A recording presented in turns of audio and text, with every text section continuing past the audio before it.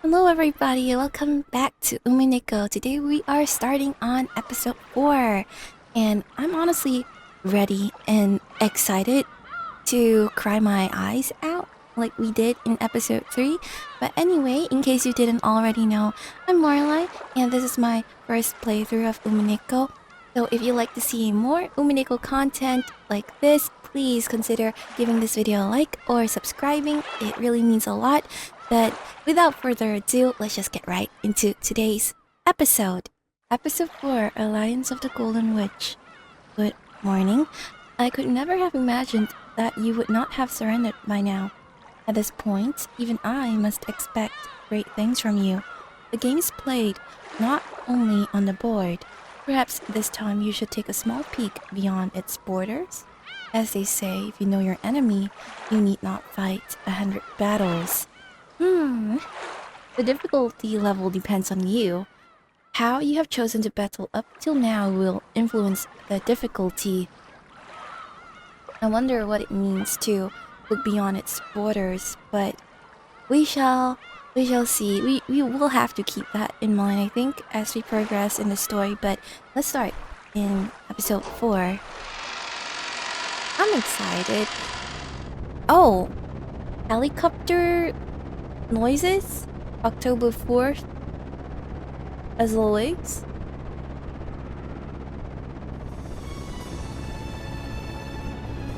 This is our opening scene.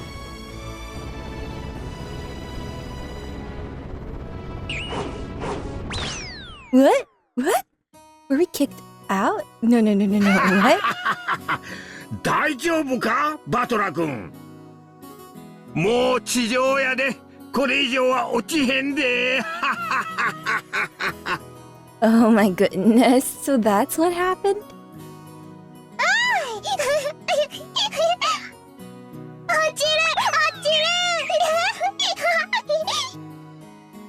Wait, but helicopter?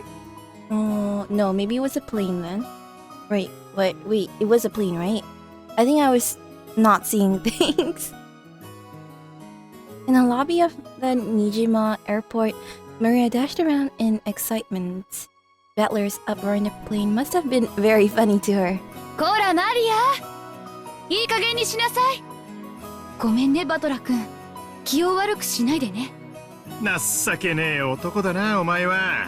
でけえ図体して相変わらず乗り物はダメなのかよ。うるへえ。人間誰しも苦手なもんの一つや二つあるもんだぜ。バトラ君、今度おばさんと一緒に海外旅行に行きましょうよ。ヨーロッパとか行かない？半日も飛行機に乗ってればきっと克服できるわよ。母さんもよしなよ。バトラ君の乗り物嫌いはきっと遺伝だよ。Inherited? ああ、アスムさんの？あいつどういうわけか乗り物系がダメでな。I can't tell if this is new information. It's new to me. 自転車と車以外はほぼダメだったぜ。どこか遠出しようとすると、あれはダメだ、これはダメだ。怖い、落ちる、ギャーギャーとうるせえ女だったさ。It's true that fears, well, inherited's probably not the right word, but you do pick up fears from the people around you. So I would believe this. 子供は親が苦手がるものを危険だと学ぶものです。きっとバトラ君はアスムさんのそういうところを見て、乗り物は怖いものだと覚えてしまったんでしょうね。Right, that's exactly it. アスムさんの遺伝子ってわけかしら。さあな。だとしたら迷惑な遺伝子だな。アスムの話はよせ。今ここにいるのはお前だ。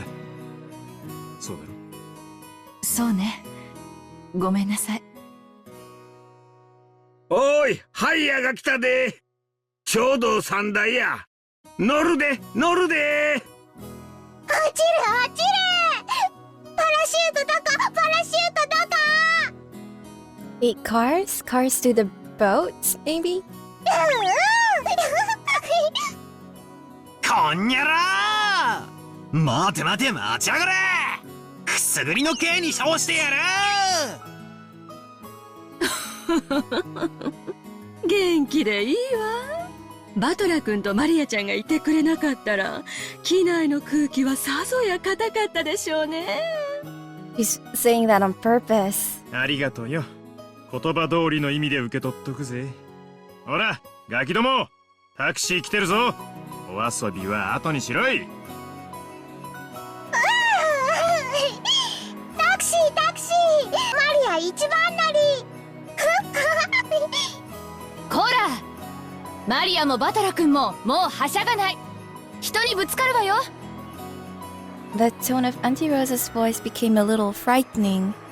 Battler too had started to think that perhaps he really was fooling around too much, when just as expected, he bumped into someone.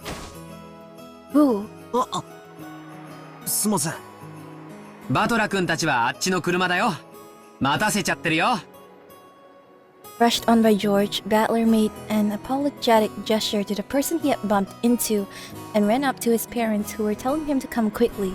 You know. What if the person he bumped into is someone very important to the story? With clunking sounds, the doors on the 3 taxis were shut one after another, and they departed, heading for the harbor. Okay, so this is the missing car scene between the boat. Wait a minute. Am I gonna be right? That person that Battler bumped into is someone significant? You know, like in all anime, the villain just laughing after our protagonist disappeared. Anyway, as their taxi stashed away, the entire world grew suddenly dull and slowed to a halt. Okay, so it's not like that, but damn. So this is the world outside the game board, huh? Maybe? Is Beatrice gonna pop up here? I'm expecting a jump scare. Fades to black and white, voices, the wind, and even sound. Absolutely everything ceased, as if it had been frozen in the instant a photo was taken. Everything moving or about to move stopped.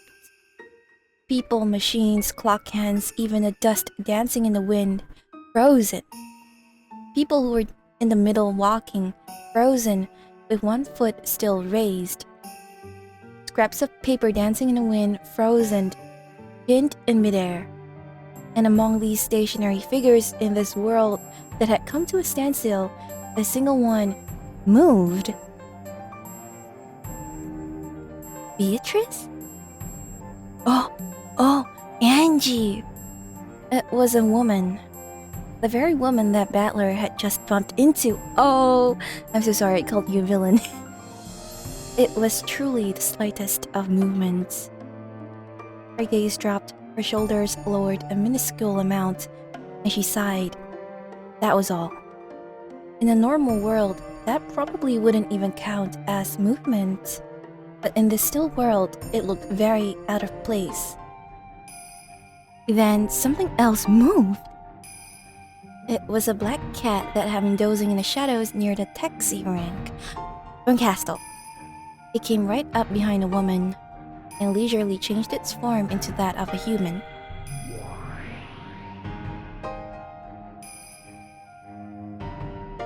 It wasn't a cat. It was a witch. Of course, the woman was also a witch. As the witch stood there, her gaze still downwards, she muttered, みんなが六軒島へ行くのを私は止められないのね。止められないわ。1986年10月4日に私がここにいたならみんなを止めることも不可能ではなかったの。6歳の女の子がどう立ち回れば彼らを引き返させることができるのか、私には想像もつかないけれど、そうね、もしこの場にいたなら確率はゼロではなかったわ。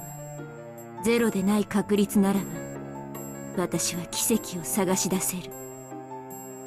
私が体調を崩して置いていかれなければ。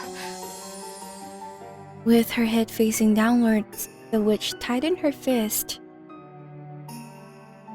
They were trembling very slightly. あなたが寝込んだのは1986年10月3日。そしてベアとのゲーム版は10月4日から切り取られている。あなたには体調を崩さない可能性が与えられていない。つまりあなたは本来絶対にゲーム版に上がれない存在なのよ。Damn. 恩着せがましくてありがとう。分かってるわ。こうしてお父さんやお母さんやお兄ちゃんの元気そうな姿を見られただけでも、これはとても素敵な奇跡なんだって分かってるもの。Angie had been trying to stand in the way of her family and prevent them from going to the airport towards Rokkenjima. But that was impossible for Angie, who could not exist there on October 4th, 1986. Just receiving a shoulder bump and words of apology from her older brother, even though he hadn't known that she was his sister, that was still such a miracle.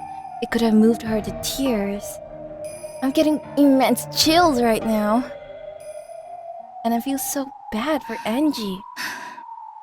嫌味を言ってごめんなさい。私はあなたにもらった奇跡を無駄になんかしないわ。頼もしいわね。さあ、彼らと一緒に行きましょう。六軒島へ。駒たちがもうすぐすべて揃う。第4のゲームが幕を開けるわ。ベアともバトラももう席についてる頃よ。六軒島へ。私の、いや、みんなの運命を変えた1986年10月4日の六軒島へ。What happened on that day? I will expose that, learn that, and I'll take them back. As she stood there with her fist still clenched, she surely turned her face to the heavens. A single teardrop from the depths of her eyes dripped down into the air.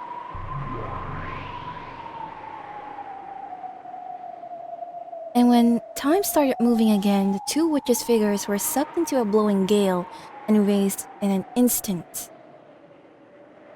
The time moved after they left Rokkenjima? I'm a bit confused.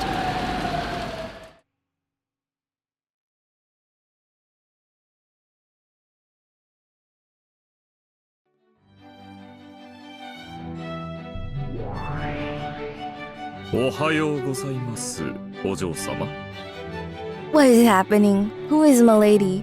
Beatrice? これは上機嫌なご様子。快適なお目覚めのようですな。快適な目覚めどころか。Alright, Beatrice, not Beatrice then. ワクワクして一睡もできなかったぞ。何しろ楽しい第4のゲームの幕開けだからな。So Beatrice stays in the golden place? It seemed that she truly had been so excited that she hadn't gotten any sleep. And yet she showed absolutely no sign of tiredness. Was that due to her youth or her low mental age? That is such a jab. Who is it from? Is it Ronove? Her low mental age? Well, I mean, that is kind of true, actually. But her youth, I mean, actually don't understand. She's supposedly like 1,000 years old, right? So, do witches have different lifespans from humans? Is 1,000 years still considered young? Ronove chose not to say that aloud and laughed with a pukuku instead. 前回はバトラのやつを徹底的にケチョンケチョンにしてやった。まんまと騙されたというバトラの顔。That was mine as well. 実にざまあなかったぞ。それにしてもあやつめ、まだへこんでるのではあるまいな。へこんでいると申しますと？まあ、そのだな。あやつめ、いい年してちょっと素直すぎるとことかあるだろ？ございますな。そこが魅力とも申しますが。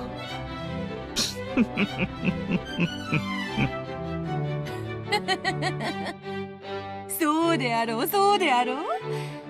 まあそれでだ。前回のあれ、あやつめコロッと引っかかってくれたであろう。コロッと豪快に。I don't really understand. Okay, so the world outside the game board perhaps is talking about what the interactions between like the characters in this space, like what we have right now. I'm guessing that is what the world outside the game board is, and not necessarily the world outside of Rokkenjima only? I don't know. I'm still a bit confused about everything. 生まれてからただの一度も人に騙されたことのない無垢なバラのつぼみにも似た純粋さをお嬢様が存分に蹂躙を。冬の朝、美しき新雪の平原を存分に駆け回って踏みにじり尽くす喜びにも代え難いでしょうな。They really are demons and witch. お嬢様はバトラ様の純粋な心を実に痛快に豪快に無残に無慈悲に無教養に実はちょっぴりやりすぎちゃったんじゃないかななんて不安になってしまうくらいに暴虐の限りを尽くされましたとも。Ronove sure has a way of words. 普通ならへこむでしょうな。それはもう二度とお嬢様の顔も見たくないくらいに。分かっておるではないか。Ronove knows something. わらわはそのだな。いよいよ第4のゲームが始まるというのに、もしもあやつが意気消沈していて卓につかないというようなことがあったらまた面倒だなぁと思い、そうならば先に対策を準備した方が良いかと思い、お前に先にそれを問うたわけだ。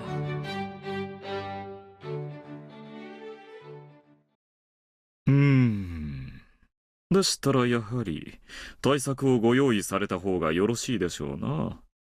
残念ながらバトラ様はお嬢様の例の北風と太陽作戦でかなりショックをお受けになったようです。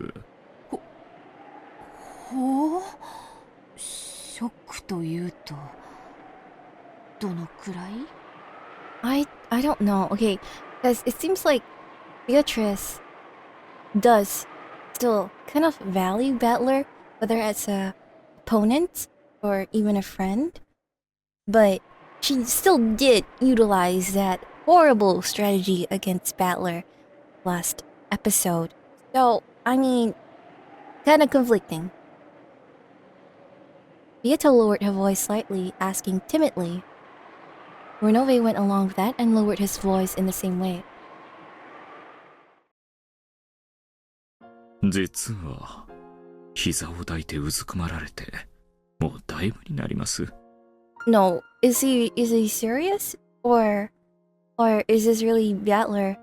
Because this is what happened in episode... Was it episode 2? I think it was episode 2. 何度かお声をおかけしたのですがお返事をされません。お食事もお運びしたのですが手を触れた様子もありません。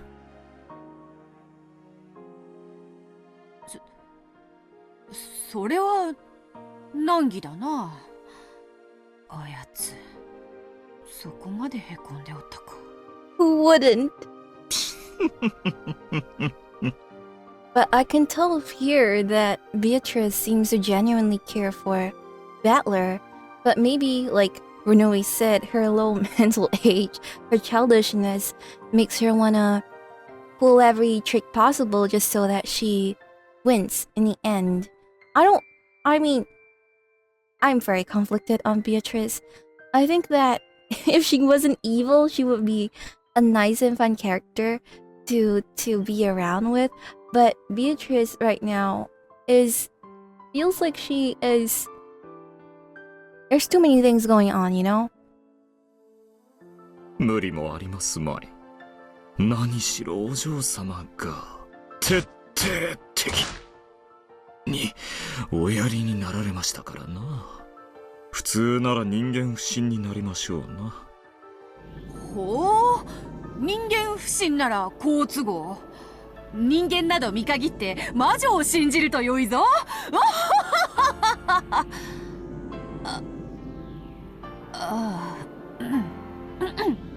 すまぬ。ふざけが過ぎた。 Apologize to Battler, not Ronove. Beato had tried to joke about it, but it seemed that the situation was quite serious, and after picking up on this, she hid her laughter. It also seems like Ronove is also kind of a nice guy, kind of hard to say, but he is a very mischievous kind of person.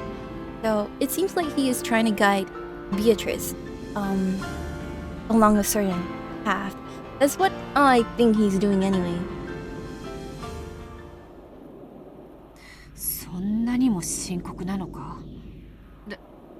第4のゲームの開始はもう少し待ってやった方が良いか。ベルンカステル教のお客人もおいでになっておりますので、第4のゲームは速やかに開始された方がよろしいでしょう。ただお嬢様はバトロ様に多少気を使われても良いかもしれませんな。人な。どう使えばよいのか。あやつは落ち込んでいるのだから、そうだな。元気づけてやるとか。And how would you cheer him up? Like, revive his entire family? And stop playing the game? 心を暗く閉ざした者に暗く接しても無駄なこと。その暗闇に負けないほどの明るさで照らし出すほかないでしょうな。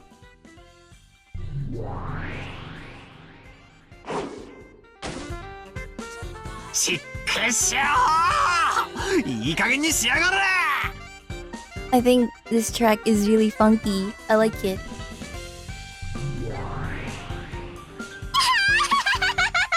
Ah, he's being toyed with by the sisters again. Where's Beatrice though? バトラくん、こちら。あんたごときにロノウェ様が焼いてくれたクロワッサンなんてもったいないもん。 Ronove was lying.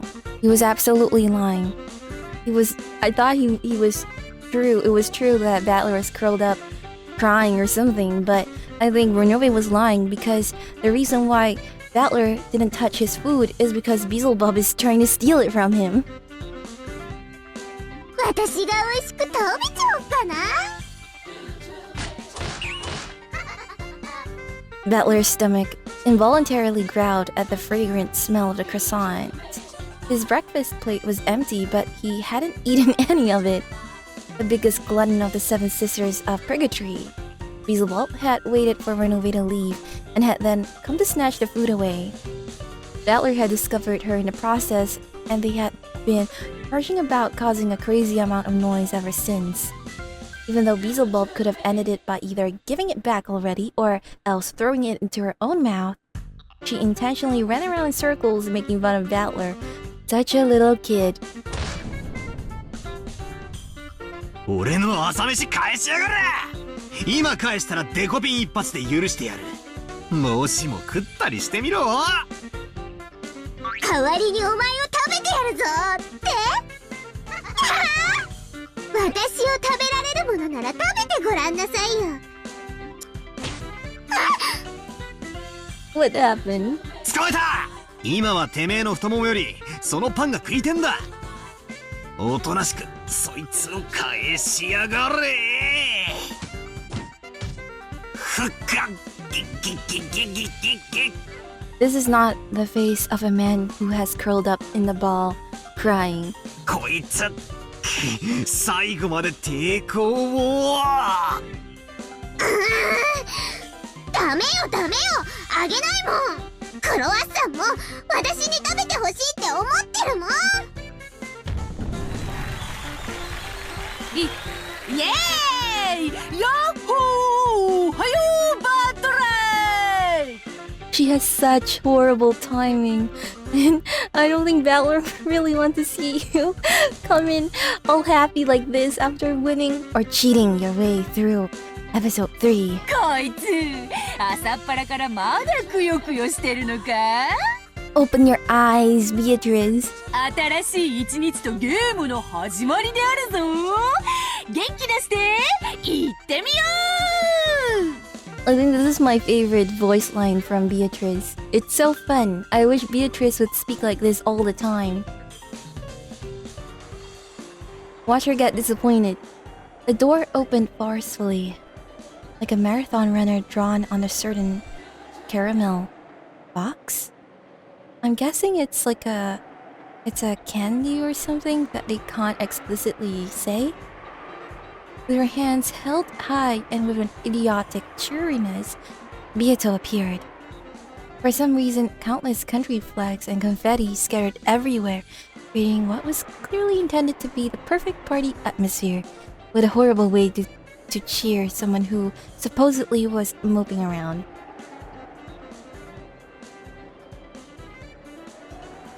Battler and Beelzebub, who had been grappling on the floor over the croissant, completely forgot about their argument and stared at her, speechless. He's so taken aback. おはようございます、ベアトリーチェ様。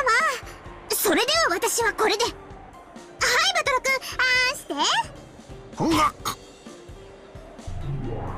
He didn't eat it.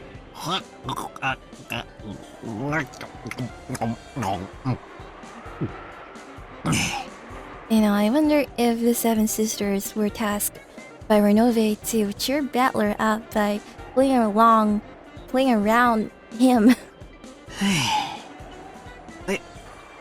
よう、おはようベアト。朝から絶好調なようで何よりだ。 Beato and Battler looked at each other. It seemed that neither had a clue what was going on with the other. バトラー？どういうことだ、ロノウェイ！元気そうじゃねえかよ。 This was a tea party we missed and should have gotten. 膝抱いてないし、返事してるし。という。 Oh, that was my bad. I'm gonna have to go back. Oh. 返事してるし。というか食事中だったし。 And he was eating. Ronove, the trickster, liar. いえいえ、毛布の中で膝を抱くようにぐっすりお休みでございまして、お目覚めの時間をお知らせしたのですが、まるでお気になられず、食事をしようにもいたずら猫が迷い込んでそれどころではなかったようで。 Well, Ronove's not wrong then.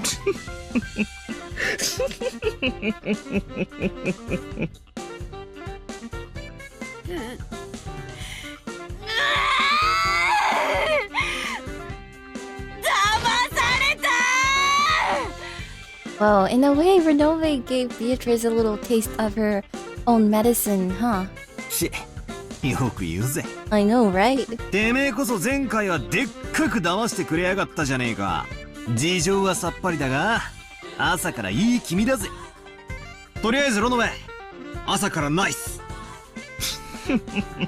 恐れ入りますバトラ様。 The two stuck up their thumbs as though they had forged some kind of male bond, chuckling together. For a while, Beato acted very energetically, trying to hide her embarrassment.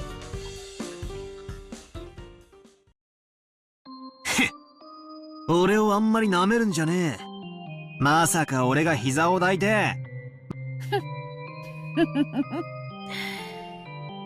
前回あれだけ悔し涙を流しておったのはどこの誰だというのか。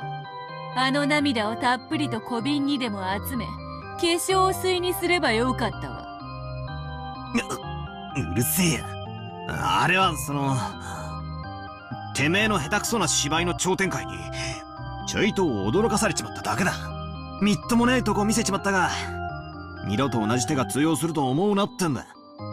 無論よ。同じ手に何度も引っかかってわらわを失望させるな。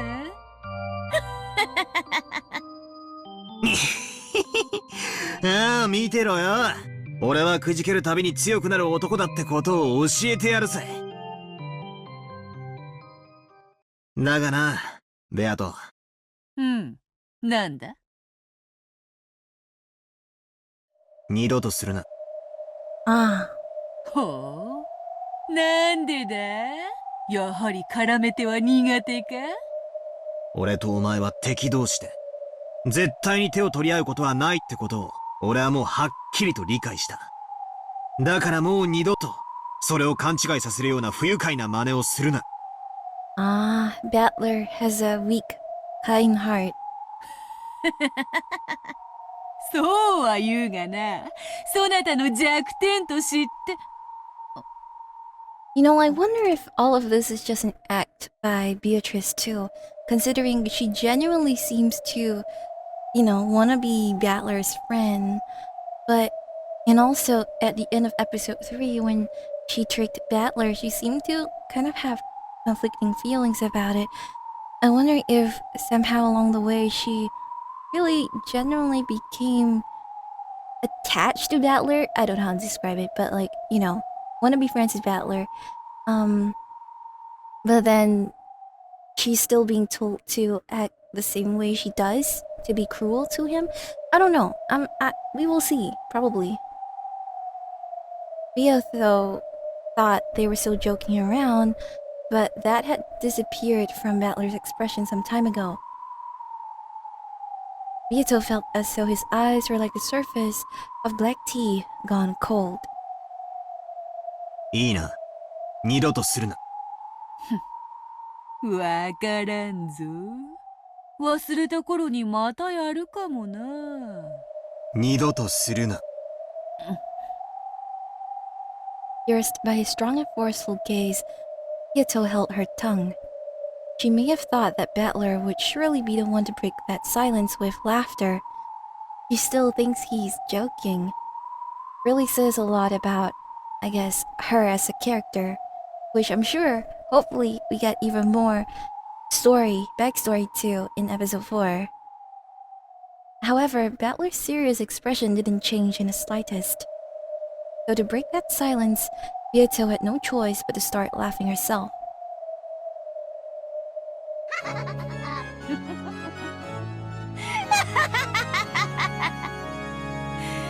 それでよい。そなたとわらわは好敵視。どのような良好な関係になろうとも、敵同士であることの一線を越えることはない。そなたがそれを勘違いしなかったなら、わらわはそれで十分だ。Why is she making it sound like she was the one who proposed that idea? そうだな。お前が敵であることを一瞬だけ忘れかけた。二度と同じ醜態は晒さない。お前の絡め手にかかることは二度とない。Battler is holding up surprisingly well, though, considering everything that happened. But this is the start of his 4th game, I guess. 二度と。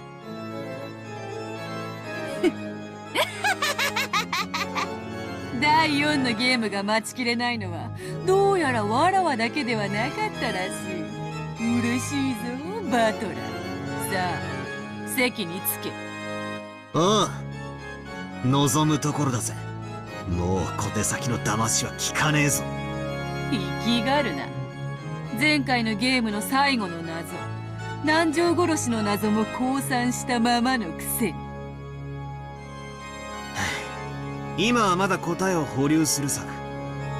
だがな、くじけたわけじゃねえぞ。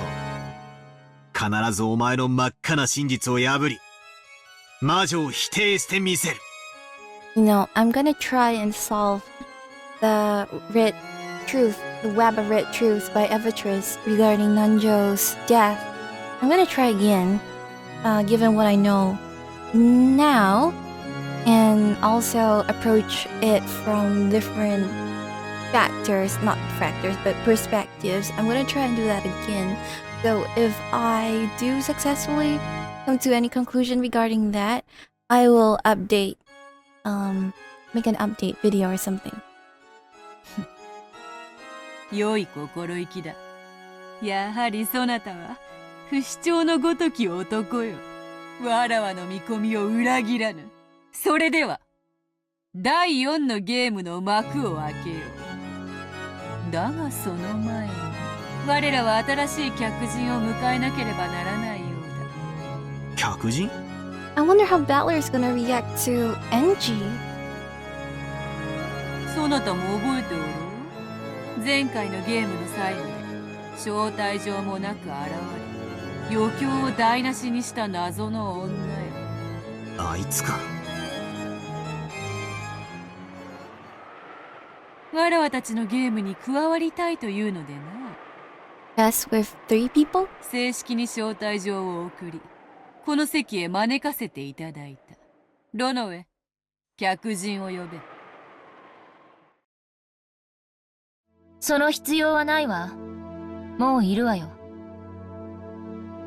The voice that answered Beato's call came from the darkness in a corner of the room. Battler turned around in surprise to discover that the mysterious woman was suddenly there. おやおや、そなたも人が悪い。来ていたならば挨拶の一つもすればよいもの。私、殴る前に挨拶する習慣ないの。 I love her. でも、殴り終わってからならしてあげるわ。Do it, do it. ほう、なんとする？軍内、ハバナイスドリーム。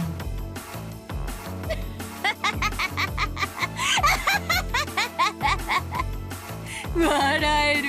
実に笑える。Beato cackled and clapped her hands. But that was only Beato, and nothing arose to Battler's face except an uncertain smile. Come on, Battler. Look at her hair color. Look at her eye color. Doesn't she look like you? Come on, Battler. Use your brain. Battler. No. あんた武闘派だな。This is so awkward to watch. Battler met eyes with the woman, shrugging his shoulders as he spoke. Don't embarrass yourself any further, Battler. The woman didn't answer, giving only a cold stare in turn. 前回は土壇場で世話になったな。礼を言うぜ。礼なんていらない。あなたがぶったるんでただけよ。私は目を覚ませと言っただけ。そうだな。バトラはぶったるんでるな。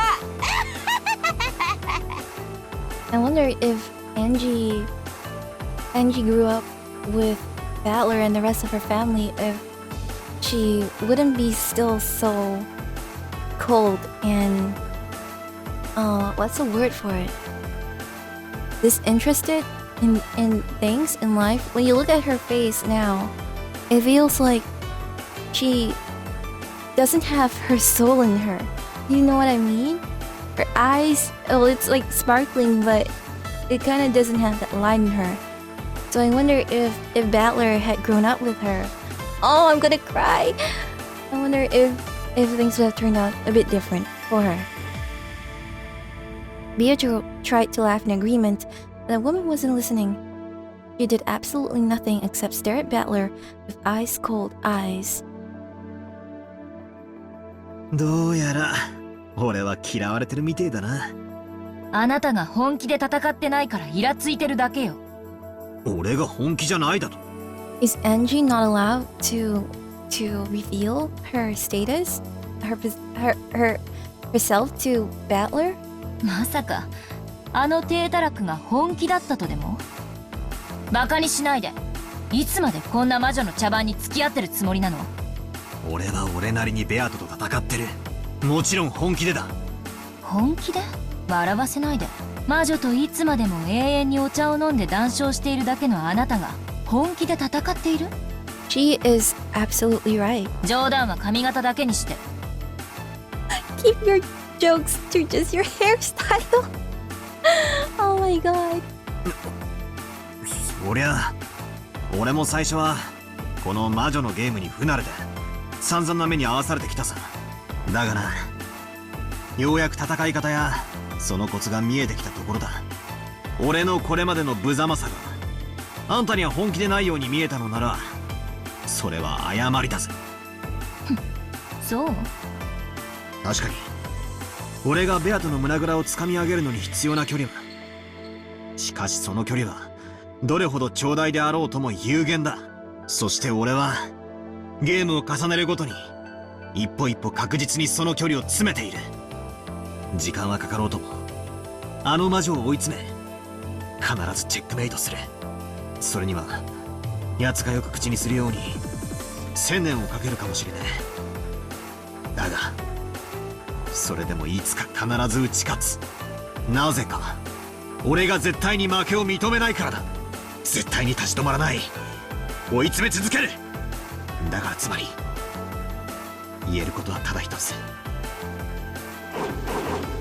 俺はいつか必ずあの魔女に勝つってことだ。 I completely understand Battler's perspective, and it's one that I share as well. But I think for most other people, it's such a optimistic view, and also a very, I don't want to say lazy. That's not the right word. I can't think of it right now. But it's as if you're leaving everything up to just time and chance, and that if you try and try again, eventually you will succeed. But it's a very ineffective way of going about it. That's how I feel anyway. 気の長い話ね。あなた勝つ気あるの？有限もその扱いを間違えれば無限と化す。今のあなたはすでに亀すら追い越せないアキレスなのよ。なるほどね。私が必要なわけだわ。Battler is too pathetic on his own, and by extension me as well. I just can't believe Battler and I are having like very similar thoughts. So I think this is gonna be such a wild ride for me. こんなざまじゃ何億年をかけようとも無限の魔女に勝てるわけがない。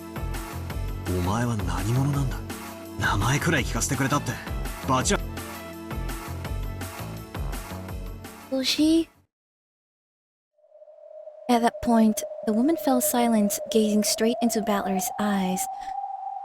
At first, Battler faltered under the firmness of that look, and his gaze wavered slightly, but as her eyes continued to stare into his, gradually he found himself becoming lost in them. And in their depths, he saw a light that he had seen at some time before. Battler was struck by how strongly they resembled the eyes of a girl who definitely couldn't be here. But that was completely impossible. そんなバカなとは思うんだが、なぜかそんな気がするんだ。でもそんなことあるわけがない。I don't know, this must be some enemy thing. If you put them side by side, you would know they are related some way, in some form. This is not the way I did and thought that Ange was Battler's mother. まだあいつは6歳のはずだ。お前まさかエンジなのか。 Oh, chills. Will she say it? そうだ。と言ったら、あなたは信じるの？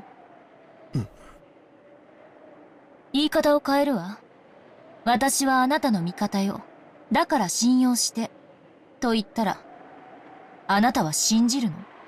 初対面の正体不明の女が、自分の知人になんとなく似ているからという理由だけで、あなたは無条件に信用してしまうの？ I wonder what kind of answer she expects. そんなお人よしだから、前回のゲームであっさり騙されて、悔し涙をボロボロこぼすことになるのよ。あなた、自分で言ったわ。その子は6歳なんでしょ？私が6歳に見える？にもかかわらず、私がその子だと自称したなら、それを鵜呑みにするの？それを言われると弱えな。Yeah. すまん。そうだな。俺はお人よしだ。そいつを前回のゲームで思い知らされたはずなのにな。お前が言う、俺が本気じゃないってのは、そういう意味か。そうよ。あなたは魔女と戦っているつもりでしょうけど、ただ慣れ合って遊んでいるだけ。チェスで仲良く戦って遊んでいるだけなのよ。あなたたちにとってそれは真剣勝負でしょうけれど、それを離れて見ている私には仲良くルールに守られてただ遊んでいるようにしか見えない。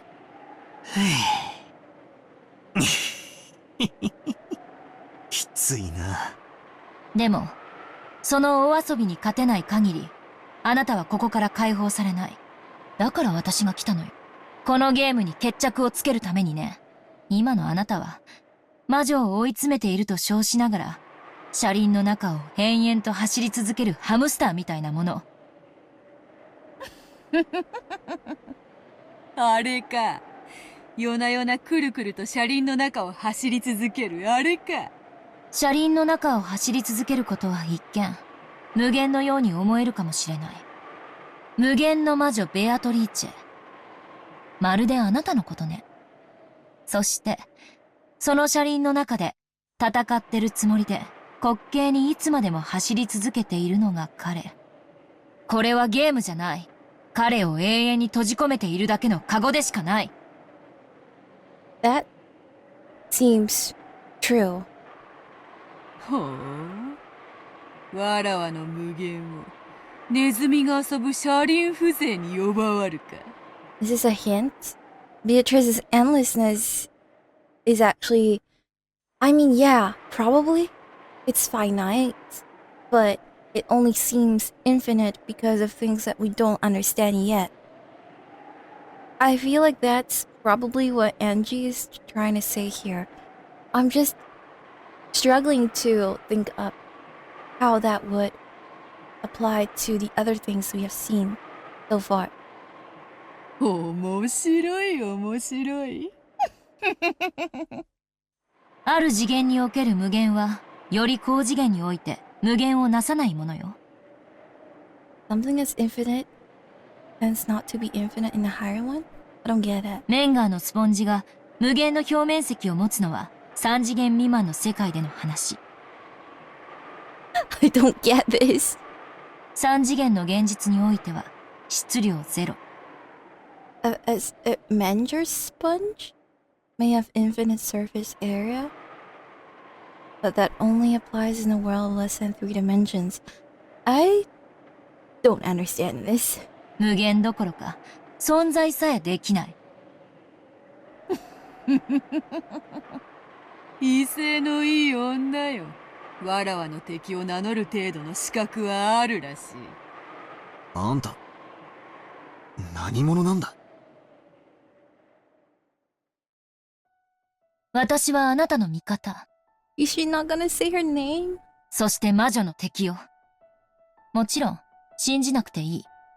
私が本当にあなたの味方であるかなんて、誰にも証明できない。むしろ、私のことをうさんくさいと思うくらいの警戒心の方が望ましいわ。そうだな。前回、ひでえ目に遭わされたんだ。そのくらいの用心深さは必要だな。俺もう二度と騙されるのはごめんだぜ。No, I wonder how Ange feels having to say all of that. In a way, she wants to protect Battler and also help him, guide him to grow as, you know, an opponent in Beatrice's game. But at the same time, it gotta hurt. It's gotta hurt that she can't even tell him that she's Ange, his little sister, that she misses him and wants to... I don't know. It feels so heartbreaking for Ange right now. I'm definitely crying.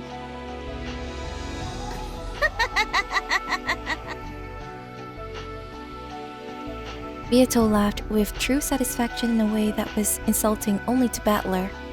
人はいきなり騙されたりはしない。自らの確認を怠り、それを他人に委ねたとき、騙される。他の人が渡り始めたから、もう信号は青になったと思った。じゃあ、事故の言い訳にはならないってこと。God, this actually happened to me. I'm Battler. I'm actually Battler. I almost probably could have gotten into an accident because of this. I'm not gonna talk too much about it, but this is something that happened to me. わかる？ああ、わかるぜ。与えられた情報を鵜呑みにするんじゃなく、自分の頭で考えろってことだろ。俺はベアトに見せられた魔法を鵜呑みにしていた。 That's true. That's me as well. 考えることをやめていた。だからダメだったんだ。 Battler grimaced as he remembered his many painful losses. Seeing that, the witch laughed audaciously once again. 私はあなたが有利になるように助言する。もちろん、あなたは私のそれを鵜呑みにすべきではない。私が味方であることの絶対の保証なんて誰にもできないのだから。In the last game, Virgilia, who I thought was an ally, turned out to be on the witch's side after all. Battler couldn't get that eerie smile won by Virgilia, who he had even thought of as dependable, out of his head. Me too.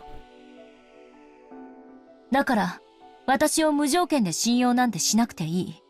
故に、私の助言も参考意見程度に留めてもらって大いに結構。だって、魔女とのゲームを戦っているプレイヤーは、あなたなんだから。そうだな。外野の指し手に従って打ったから負けた。なんて、情けねえ言い訳だもんな。そうとも。わらわの相手はバトラよ。そなたなど外野に過ぎぬわ。それをわきまえているとは良いことだ。She's so childish about this. いいえ、外野じゃないわ。ベアトリーチェと後ろ宮バトラー。そして、それを俯瞰する私が、まるで三角形のような形になって戦うのよ。一見、これは共闘ではないけれど、一緒に戦うばかりが共闘ではない。ほう、珍妙なことを言い出す。さっき彼は戦うことを、あなたとの距離を詰めると表現した。でも、一つの目では距離は測れない。二つの目があって初めて物事は立体的に見え、その距離も測れる。そして、二つの視点があっても、同じ場所からでは意味がない。離れている方が、魔女を正確に測ることができる。異なる立場から、異なる角度で撃つ。十字砲火ってことだな。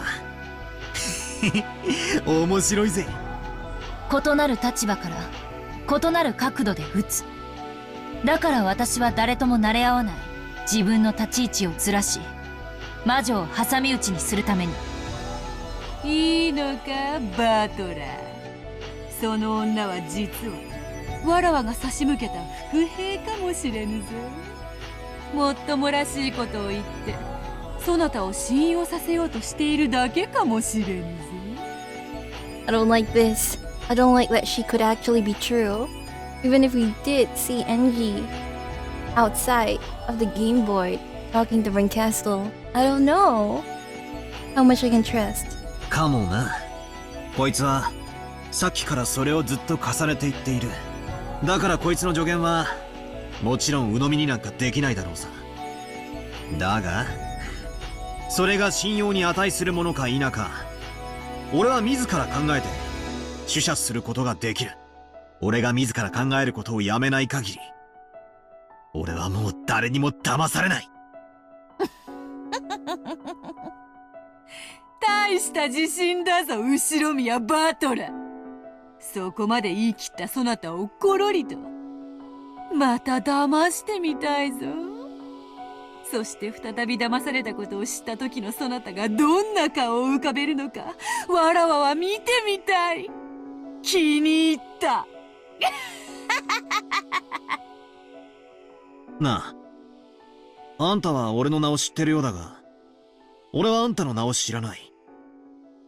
Battler is I don't want to say sharp, but I mean maybe it's a normal thing too. It's a third time he's asking for Ange's name and she still hasn't given it to him. 名前を聞かせてくれ。For a while, the woman remained silent without the slightest change in her expression. She looked as though she couldn't decide whether to say her name or not, or possibly as though she was deciding what to call herself on the spot. グレーテル。Oh. Oh, she looks so sad. She can't even tell Battler her real name. グレてる？お前がか？ Battler, what? バカね。名前よ。私のことはグレーテルと呼んで。じゃあ、俺はヘンゼルとでも名乗った方がいいか？ I'm gonna laugh. 冗談さ。俺は後宮バトラ。Ah, poor Angie. バトラと呼んでくれ。よろしく。握手は嫌い。気を悪くしないでね。そうだな。お前が味方と決まったわけじゃないしな。警戒心を持てって言われたばかりなのにな。Battler drew back the right hand he had stuck out. His bitter smile disappeared and was replaced with a strong expression of resolve for the new game, now in its fourth iteration. バトラ、あなたはどうして魔女に勝たなければならないのか、よく考えて。気に入らないからやっつけるなんて抽象的なものではダメ。絶対に魔女を打ち倒して、この世界から抜け出すという強い信念を持って。あなたの帰りを待っている人が必ずいるから。Angie. その子のためにも。Maybe she had something on her mind. Gretel clenched a fist in front of her chest and hung her head in silence, at a loss for words for a short while. Beatrice spoke up in a forceful voice, shattering that silence. よし、これにてグレーテルとやらの自己紹介も十分である。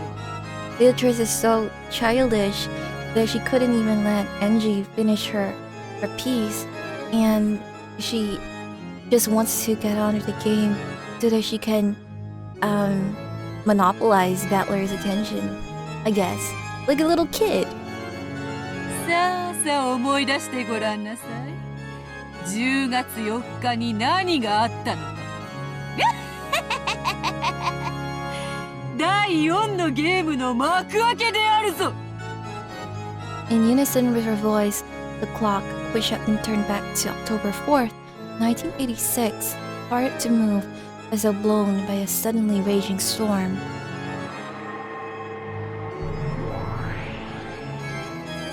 While we remained in the witch's tea room, the blue-gray sea and the green Rokinjima spread out beneath us, and we could see the boat heading there, trailing a wake behind it. The sky was already cloudy, and it seemed that the barrier of the typhoon would soon shut the island away.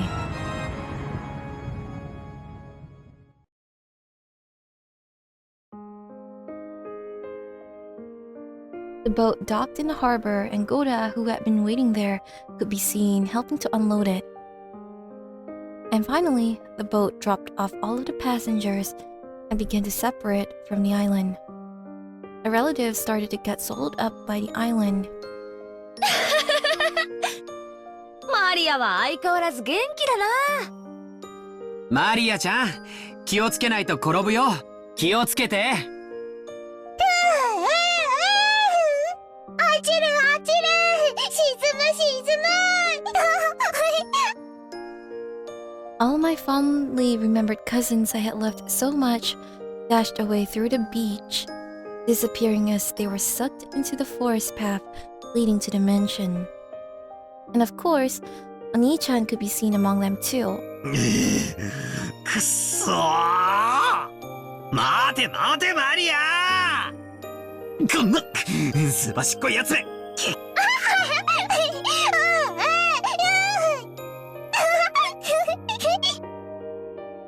Maria One-chan, who I had loved, dashed away, and Oni-chan chased after her. Oh my god. When Angie said that, it really put things into perspective for me, because sometimes I forget Maria is older than Angie. And oh my god, I'm gonna cry. but if they were all still alive, Maria would be older than Angie.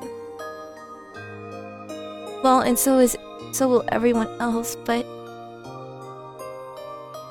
I'm definitely crying right now. I can't believe all it took was the word Maria One-chan to start this. They were swallowed up by the forest. Following pursuit, Mom and Dad were also swallowed up.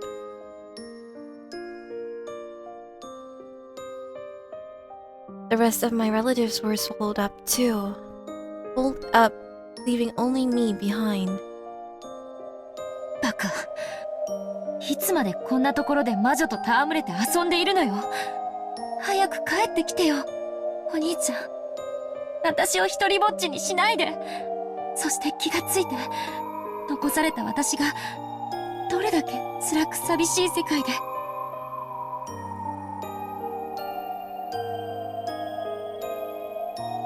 Man. Acne's future is St. Lucia Academy, Acne and Maria. Acne? Acne? Wait, is this supposed to be Ange? ごきげんよう。 Future? Wait, I gotta go back and see that. Oh god, I can't stop here. Alright, I think it's cause I didn't see it clearly, but it was Ange and Maria. ごきげんよう。 Angie! Seeing Angie just makes me want to cry. Good day to you is the standard greeting used here. No matter how many years pass by, the style of greeting still feels very awkward. I had responded to the greeting in order to stifle that awkward feeling. But the classmate who had spoken looked at me blankly. Eh? Oh, is it gonna be one of those scenarios? Are they gonna bully her? Is it cause... never mind, let's see. なになに？違うわよね。It's obviously gonna be bullying. Their choice of words and manner were certainly what you would expect of a school for rich girls, but at their core, they were as innocent as cruel as many children of that age. It seems they found it funny that I mistakenly thought the greeting had been directed at me. No, it might be the opposite. Maybe I should say that they didn't know what to do after being greeted by an introverted kid like me. No, judging by the looks of my classmates, glancing this way over their shoulders and whispering to each other, there were even some who seemed to consider their refreshing morning ruined. I am depressing because no one likes me. Angie! I'm gonna cry again. I feel like if Battler and her family were still around, maybe this wouldn't happen. Maybe she wouldn't be so... Maybe she wouldn't think of herself as depressing.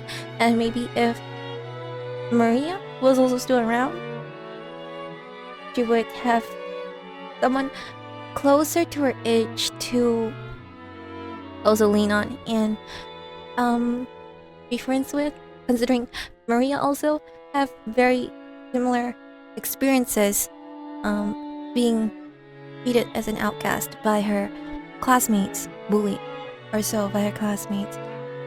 I hate this. Okay, let's continue. So, trying not to get in the way of everyone's refreshing morning anymore, I entered the classroom in a low crouch.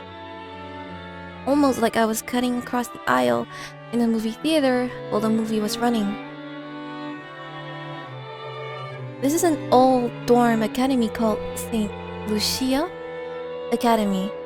It's not a school that just anyone can get into simply by passing a test.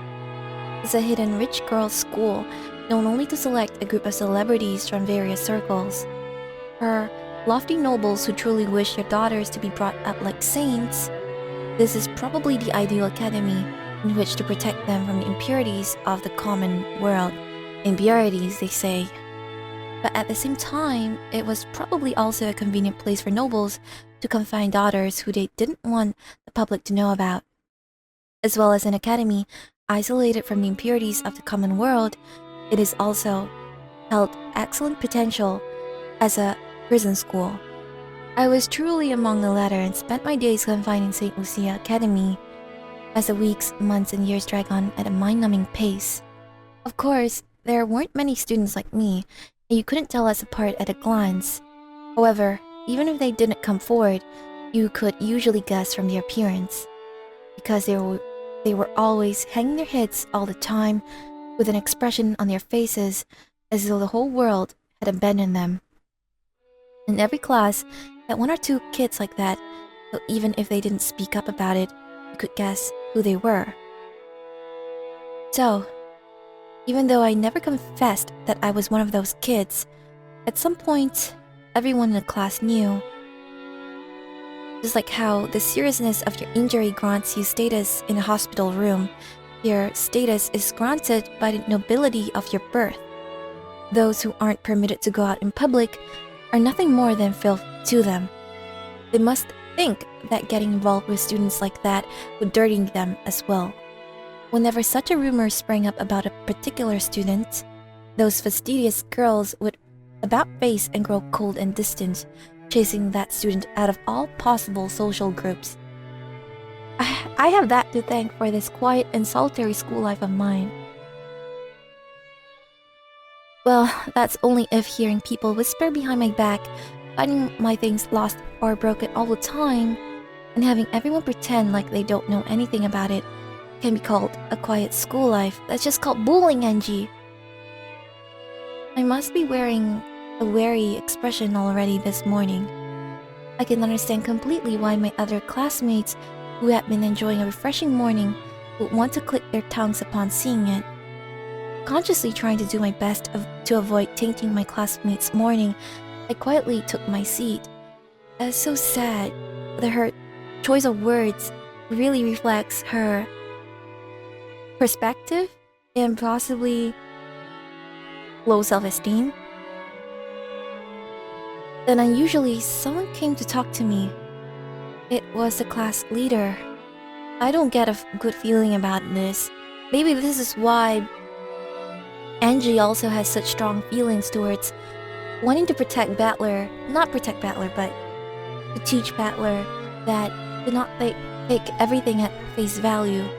Even though I feel like that purity, that innocence, is something worth protecting. ごきげんよう、白宮さん。朝からご機嫌斜めなご様子ね。ちゃんと睡眠は取られてる？何かご用ですか？学年発表会のアンケート、まだ提出してないの。後ろ宮さんだけよ。昨日までが提出日だったの。お忘れ？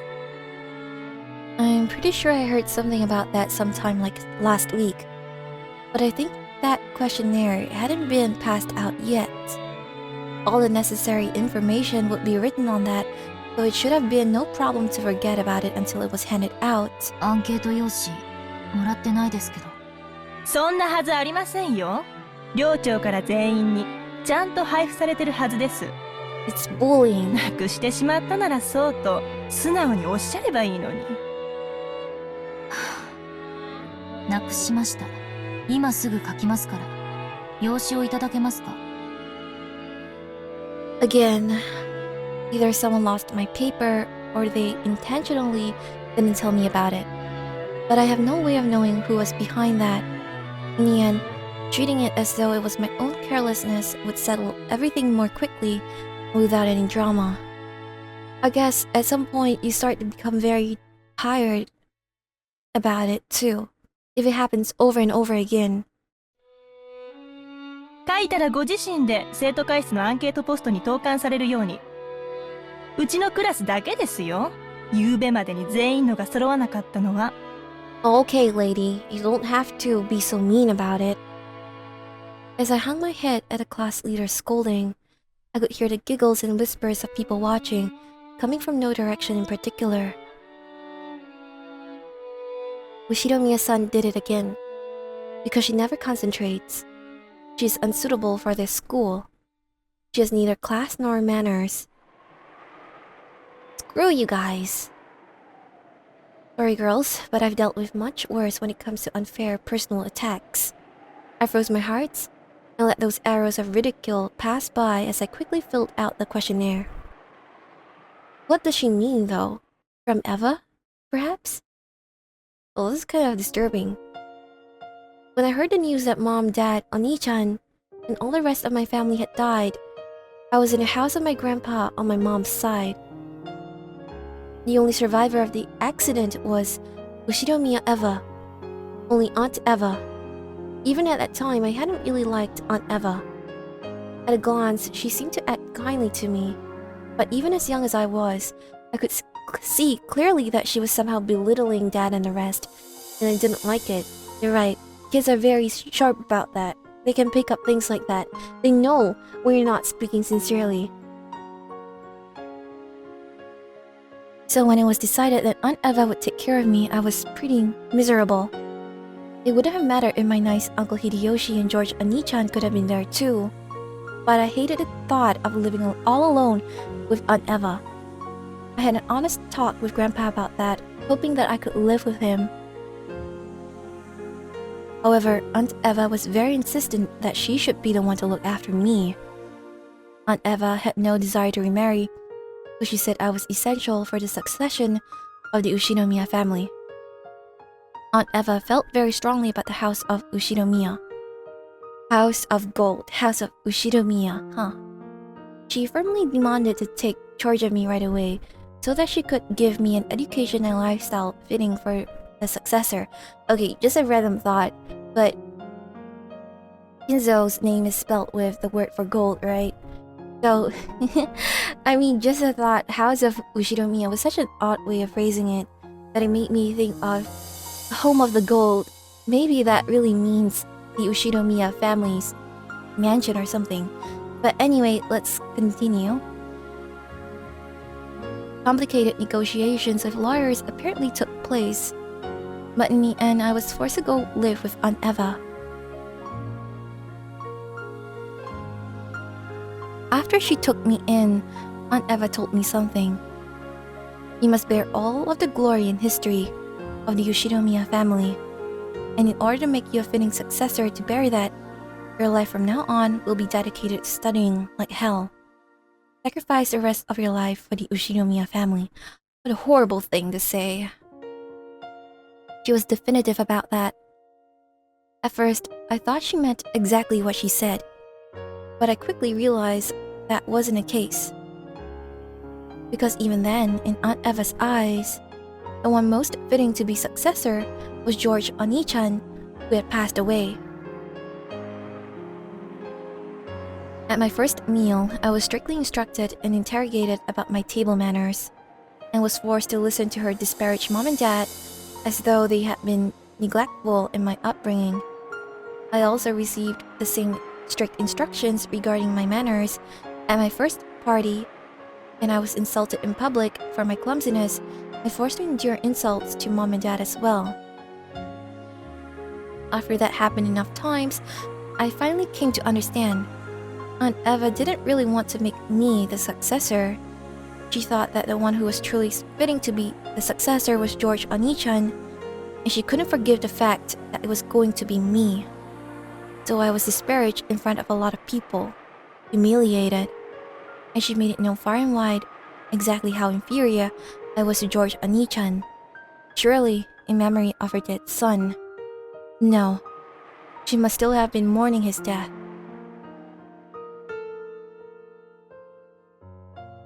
Both parties are obviously hurting for their lost. And I don't know the full story yet, so I absolutely can't say much about it, but I just wish it didn't have to come to this point. However, that wasn't something I could endure. I couldn't possibly live together with Aunt Eva. I would eternally be suffocated, continually compared with her dead son. Even as an elementary schooler, I understood that. I ran away from the house of Ushinomiya and tried to go to my grandpa's house. However, Aunt Eva had already foreseen that. No, thinking back on it, she might have been luring me into escaping. I was caught by the guards and brought back. And for being a coward who had disgraced the Ushinomiya family crest and attempted to abandon the Ushinomiya name, I was punished in a way that makes my whole body shake and shiver just remembering it. How should I describe what Aunt Eva was like when she punished me? Frenzied? Gleeful? The anger and sadness of losing her beloved son, and well as her hatred and pain towards the fact that I was going to steal the headship her son was meant to inherit, and the dark pleasure of being able to let those feelings out on me. I'm assuming she hit Ange. I was pummeled with all of those negative emotions at once.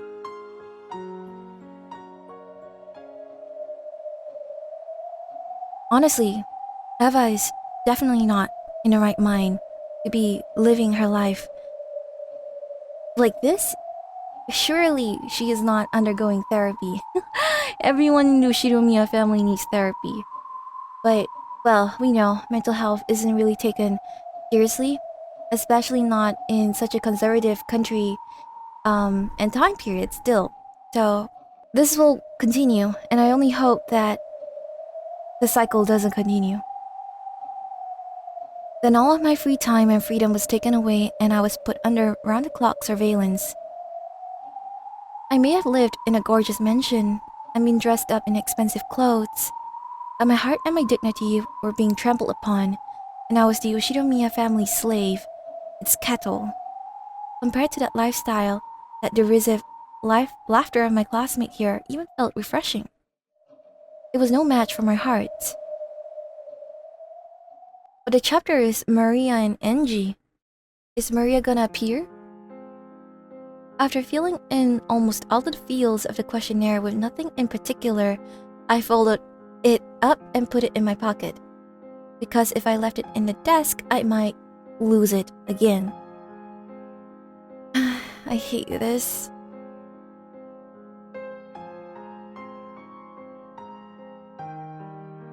After dropping it off in a box in a student council room during lunch break, I finished lunch by myself as usual and headed behind a school building where no one was around.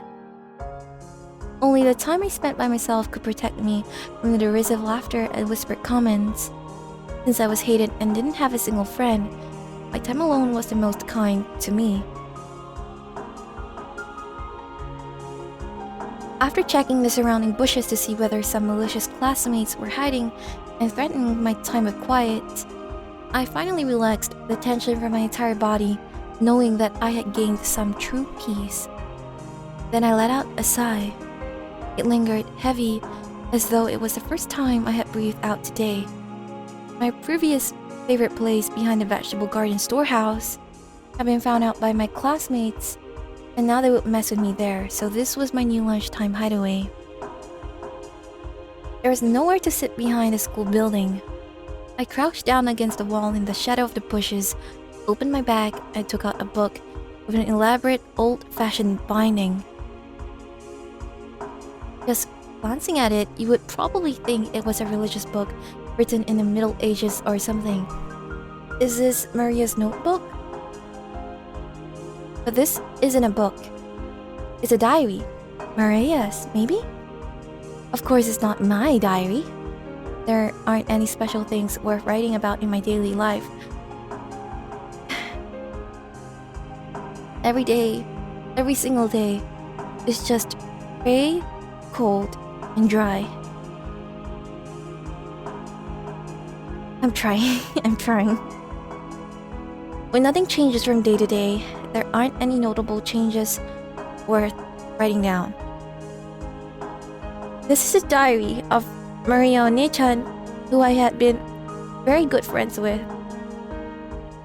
She was 3 years older than me and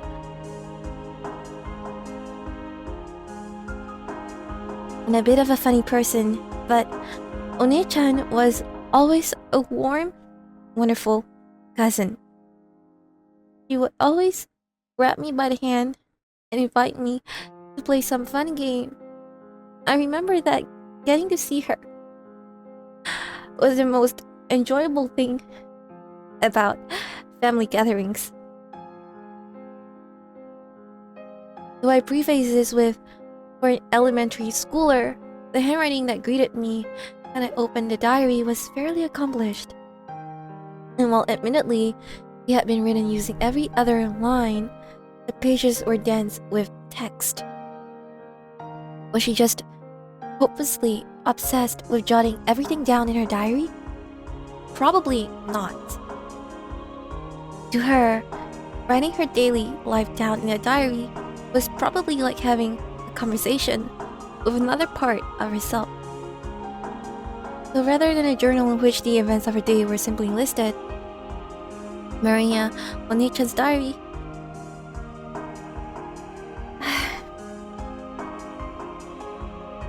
you guys are not wrong that the beginning of episode 4 is gonna be one hell of a roller coaster, and probably the rest of episode 4 as well.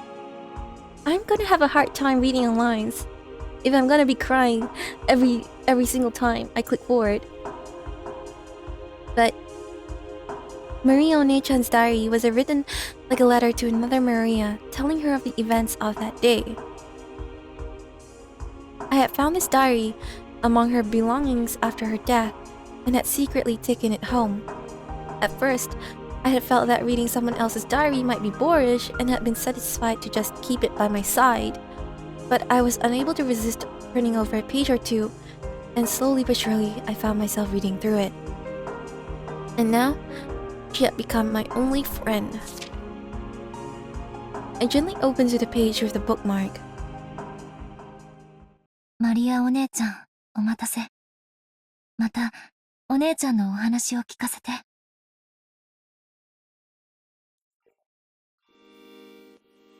At the same time, a very, very soft breeze blew, tickling the pages, and I thought the open diary might have sparkled faintly.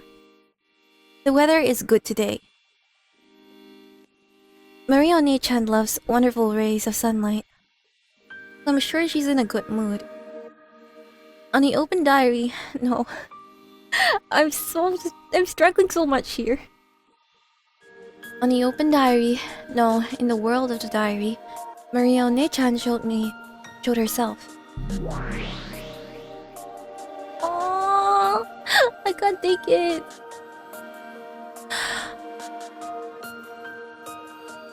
Give me some time, I'm gonna be back. She had been 9, I believe, when she died. So her appearance was already younger than mine. But I told myself I'll take time to collect myself, but everything's just gonna make me cry. But I call her Onechan, and in turn she fondly calls me just Ange. Oh, Ange, 今日は来るのが遅かった。お昼混んでた？うん。いつも混んでるわ。仲良しグループたちが席を陣取ってる上に、食事を終えた後も席を塞ぎ続けてるから。食堂に行くのが遅くなると致命的ね。今日は片付けの当番だったから。マリア、ご飯食べるの早い。早く食べ終わるとその分いっぱい遊べるな。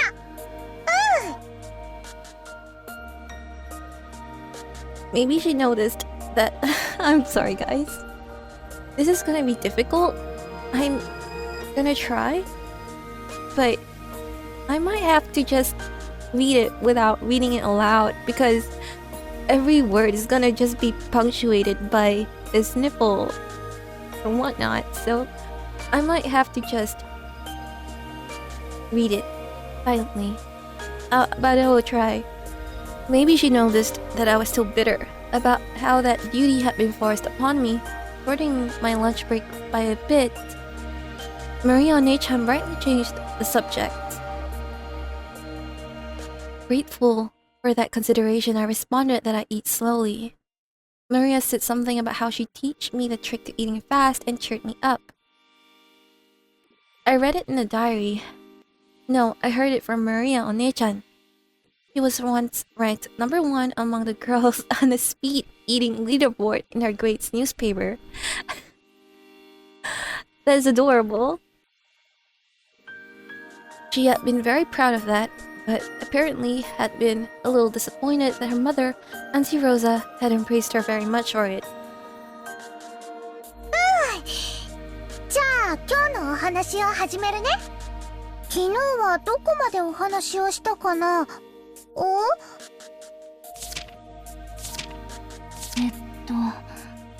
ここまでよ。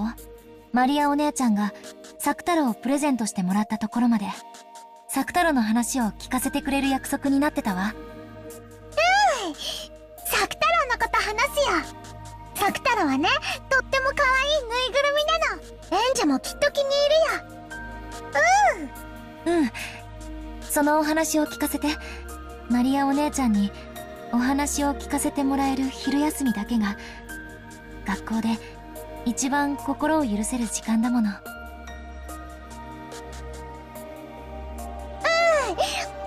ア話す。作太郎はね、Watching Maria Onechan, who was always in a good mood, makes my heart feel warm as well. As I listen to her tale, I begin to get absorbed into her world.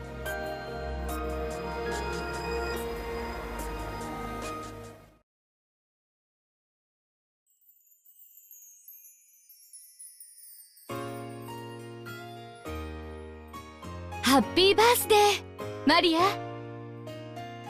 What? Is it another part of her diary? ごめんね、帰りが遅くなって。Wanna cry looking at Rosa too. Oh, that's so cute! ママもお仕事お疲れ様。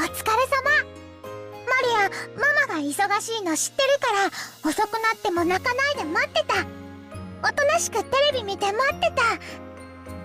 うん、マリアは偉いわね。お行儀よく待ってたご褒美に今日は何でも好きなものを注文していいわよ。もちろん食べきれる分だけだけどね。今日はコーンスープをオニオングラタンスープに変えてもいい？ええ、いいわよ。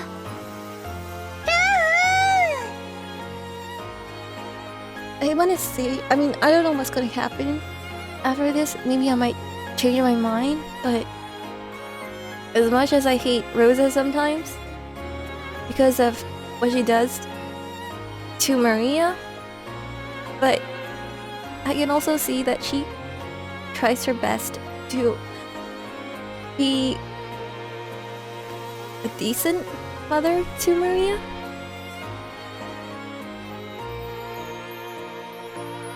Yes. This is all hitting so hard. 200円高くなるけど、プロシュートピッツァに変えてもいい？ええ、いいわよ。本当に食べられるならね。でもいっか、誕生日だしね。ちゃんとお行儀よく待ってたいい子のマリアにご褒美もないとね。じゃあデザートにエンチェラーダチーズケーキもつけていい？あとねシェフの気まぐれフルーツサラダにキッズフライドポテト、メロンソーダも飲みたい。マリアはいい子、マリアはいい子。ママに褒められた。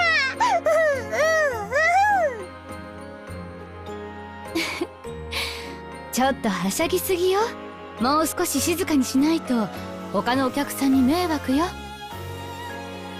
When Rosa gently admonished her, Maria stuck her tongue out and eased up a little.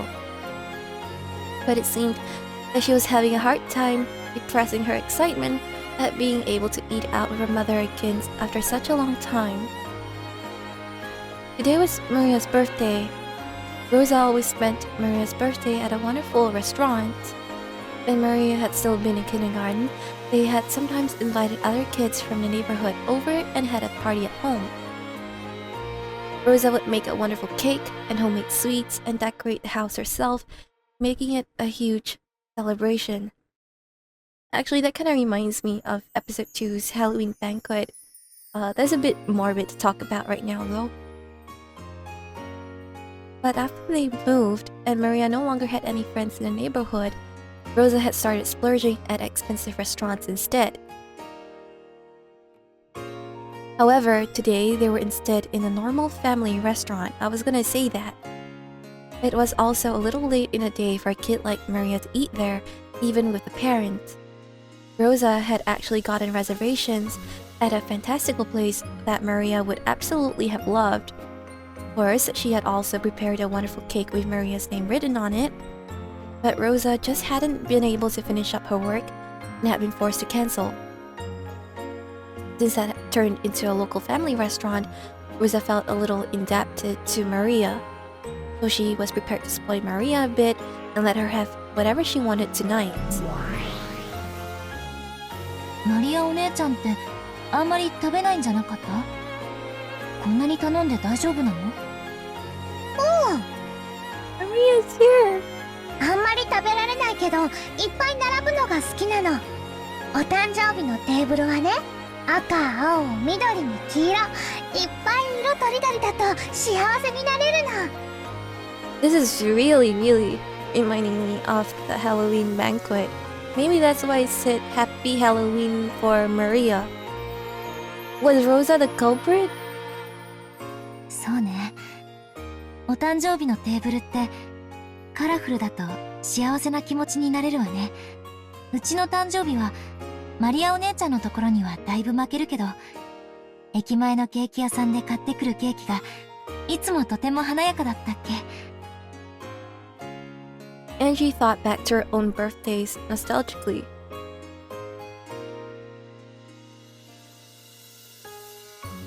Even though Dad was busy, he sometimes came home just to show up at my birthday party and then went right back to his company. I was sad at the time, but now I understand how important I was to Dad. I'm crying because Angie only had 6 or 5 birthdays to celebrate with her family before they all died.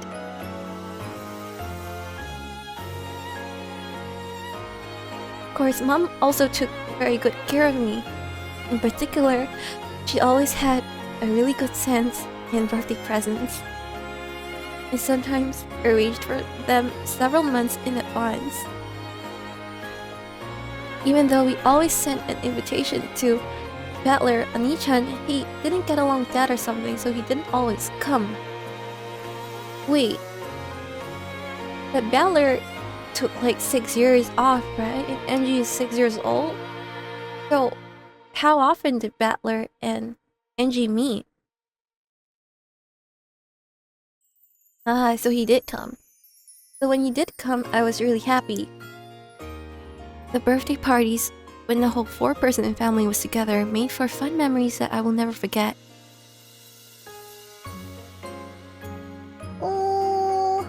エンジェのお誕生日もとても楽しそうだね。バトラとルドルフおじさんがすごく賑やか。ワイワイキャッキャ。あ、バトラジュースかけられてる。Maria Onea-chan peeked into my happy memory. It's kind of embarrassing looking at myself, sitting quietly there, wearing the origami helmet that Dad had made as a party trick. In my hands was a paper gun that Battler and Ani-chan had folded for me. And Mom was taking a commemorative photo. It was the happiest moment of my life.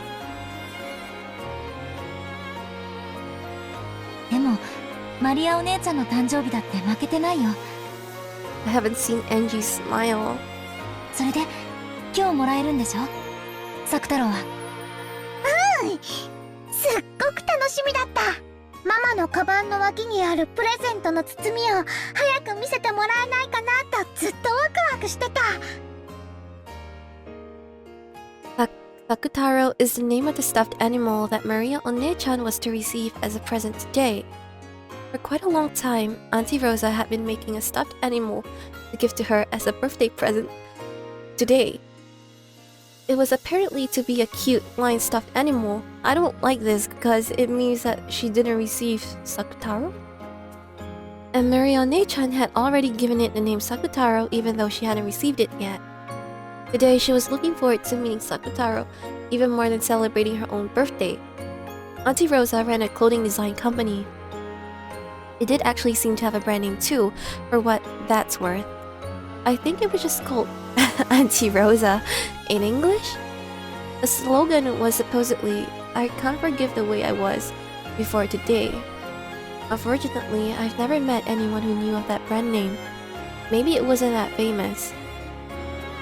So in any case, Auntie Rosa was pretty skilled with her hands. I heard that some of the clothing she wears, she made herself. So making a stuffed animal had to be well within her capabilities. 手作りのぬいぐるみなんてちょっと素敵。ところでサク太郎って名前どういう意味でつけたの？本当はさくらってつけたかった。でもオスライオンのぬいぐるみだから男の子の名前にしなさいって言われたの。だから男の子っぽく太郎を加えてさく太郎。Like Momotaro. 最後の「う」はいつの間にかなくなっちゃった。なんでさくらなの？テレビアニメの主人公の名前。There was apparently a popular anime at a time whose main character was a girl called Sakura. I wonder which anime this is. The fact that she'd simply borrowed the name of a character she liked was, how should I say it, as innocent and cute as you'd expect from her age. ママさく太郎まだ。さく太郎も一緒にお誕生日混ぜてあげたい。プレゼントはいつも最後でしょ。今広げると汚しちゃうわよ。食事が終わるまで我慢しなさい。じゃあ早く食事を終わらせ。As soon as she proclaimed that, she started tearing into her meal. Auntie Rosa scolded her, telling her not to make a scene. It seemed that she had seen it coming immediately. I had been thinking that if I were as straightforward as Maria One-chan, that would probably be exactly what I would do as well. But it brought a kind of warm smile to my face when my expectations were betrayed. In the end, Auntie Rosa succumbed to her daughter's eyes, sparkling with anticipation, cleaned up the table, and took out the long-awaited wrapped present. ハッピーバースデーマリア。なかなか時間が取れなくてあまり上手に作れなかったんだけど。Don't tell me she changed the lion for a handbag? The one that Maria carries around a lot? ママの手作りなら何でも嬉しい。さく太郎。Auntie Rosa spoke slightly humbly, but Maria One-chan was ecstatic even before opening the wrapping. I could really understand that feeling. It's not a matter of quality. Just the fact that it was a handmade present was more pleasing than anything. 開けてもいい？本当はお家に帰ってからにしてほしいんだけど、ちょっとだけよ。ちょっと見て挨拶したら一度しまうのよ。ちゃんと挨拶するのはお家に帰ってからにするのよ。ここはお外なんだからはしゃいじゃダメよ。約束できる？約束する。だから開けてもいい？開けてもいい？ママ。はい。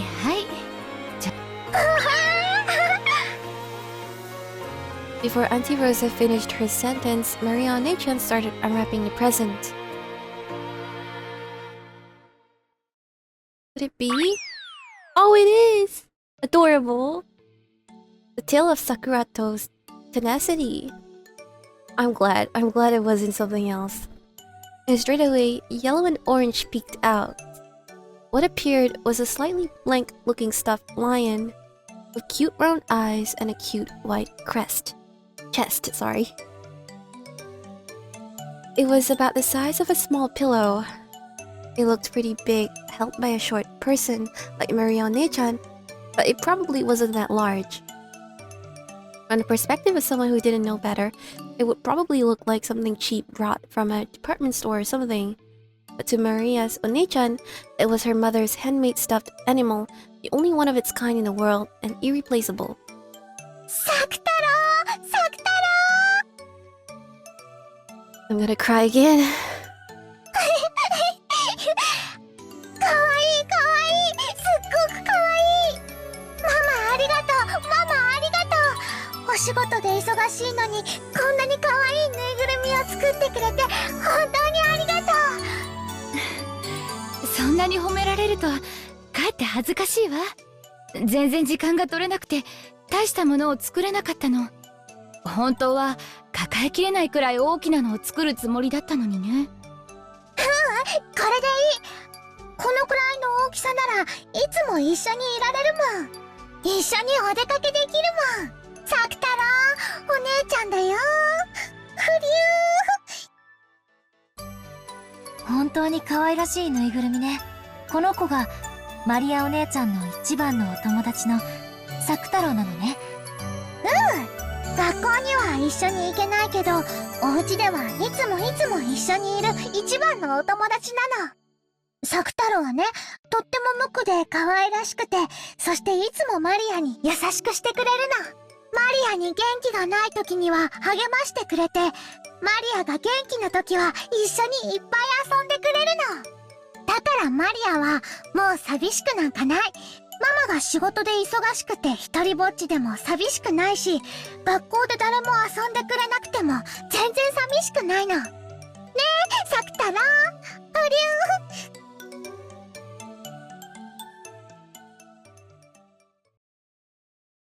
At school, Maria Onechan was in similar circumstances to me. Compared to other kids in her class, Maria Onechan's tempo was always a beat too slow. Her impressionability and way of thinking about things were a little peculiar, and she was a little too idiosyncratic to blend in with them. Her grades were low as well, and yet she was talkative when it came to her specialist field of the occult, which led her to being treated like a weirdo by everyone else in the class. If she touches you, you'll be cursed. Stuff like that. Everyone in the class acted like she was gross, made fun of her, and avoided her, it seems. Boys who bumped into Maria Onechan would start wiping the part of them off against the other boys as if they'd gotten something dirty on them. They would pick up his stuff between pinched fingers like it was something filthy and chase the other boys around with it. As for the girls, they appeared to find even speaking to her unpleasant. They ignored her completely, giggling and sneering at her whenever she made a mistake. いじめっていつの時代も似たようなものなのね。Even today, right?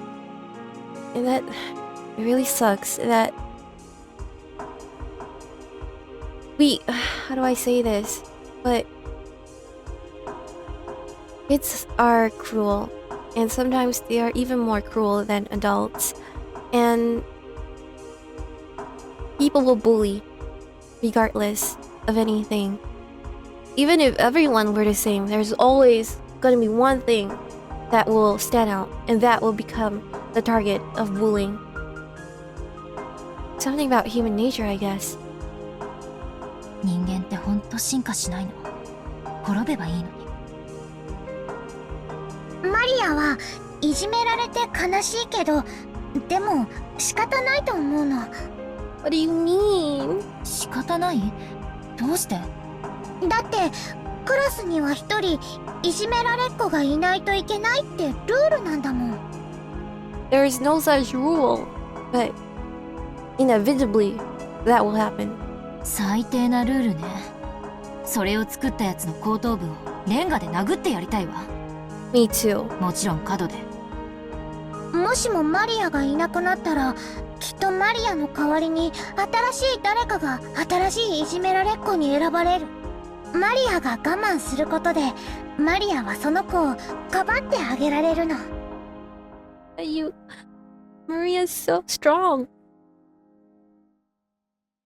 As she said that, she smiled faintly. Maria Onechan's way of thinking really is unusual.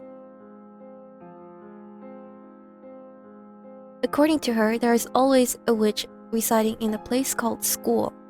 No, she says that anywhere that a lot of people gather will most certainly have a witch residing there. The witch tries to make the students perish by disease or accidents so that she can steal their souls. She sometimes also corrupts the souls, leading them down a path of evil. Maria Onechan told me that an angel came, not content to let that happen. 天使様はね、魔女をやっつけようとした。でも魔女は兄弟で、戦いは7日7晩に及んだんだけど、それでも決着しなかった。You know, the 7 days, 7 nights thing sounds kind of familiar, like a biblical thing. 疲れ切った魔女は休戦しようと言ってこう提案したの。前に聞いたわ。私はこれまでクラスの生徒の半分を病気にしたり怪我をさせたりしてきました。でもその代わりに残りの半分の生徒は病気と怪我から守ってきました。だからもしもクラスの一人を私への生贄にいじめられっ子にしてくれるなら、その他全員の生徒を病気や怪我から守りましょう。だったっけ？天使様は考えたの。クラスの半分が不幸になることに比べたら、クラスの一人だけが不幸になることの方がずっといい。What an interesting thing to think about. Is it worth causing one person to suffer for the goodness of others? Or would it be better for everyone to suffer equally? Is it a matter of being fair? Or morals, ethics? I don't know. それに魔女はその強力な力で他全員の生徒の安全を守ってくれるという。クラスに40人の生徒がいるとして20人の犠牲者が1人に減って19人が助かるというわけね。実に合理的な提案。I wonder if this fairy tale has some kind of motif. If it's a creation of Maria One-chan's, a 9-year-old girl, that would be pretty impressive. 天使様はその提案を飲むことにした。だから一人の生贄によって19人は救われた。I'm almost certain this is biblical in nature. So, Maria has been reading Bibles? She is very into the occult. だからマリアの役割は大切なの。魔女は19人を守ってる。私たちが生贄になることによってその19人に感謝された覚えはないけれど。Maria One-chan's thinking is too compassionate. Exactly. The miserableness of our situations is very similar. And yet, there's a difference in our inner peace just because of a small difference in our way of thinking. それでマリアお姉ちゃんは悲しくないの？ Are you sad, Ange? 悲しくなんかないよ。だってこれからはサク太郎が一緒だもんね。サク太郎、うりゅう、マリアと一緒なら僕も元気。ほら、サク太郎も元気って言ってるよ。Maria One-chan held up the Sakutaro stuffed animal, playing both sides of the conversation herself. I don't understand, but that's exactly why I want to reach Maria One-chan's level. It's what makes me so strongly interested in her tale and her words. エンジェは一人ぼっちだから辛い？辛いわ。でもマリアお姉ちゃんとこうしていられる時間だけは別。一人ぼっちじゃないから。ならサク太郎もお友達になればもっと楽しくなるよ。じゃあ今日からサク太郎もエンジェの新しいお友達だよ。ね、サク太郎。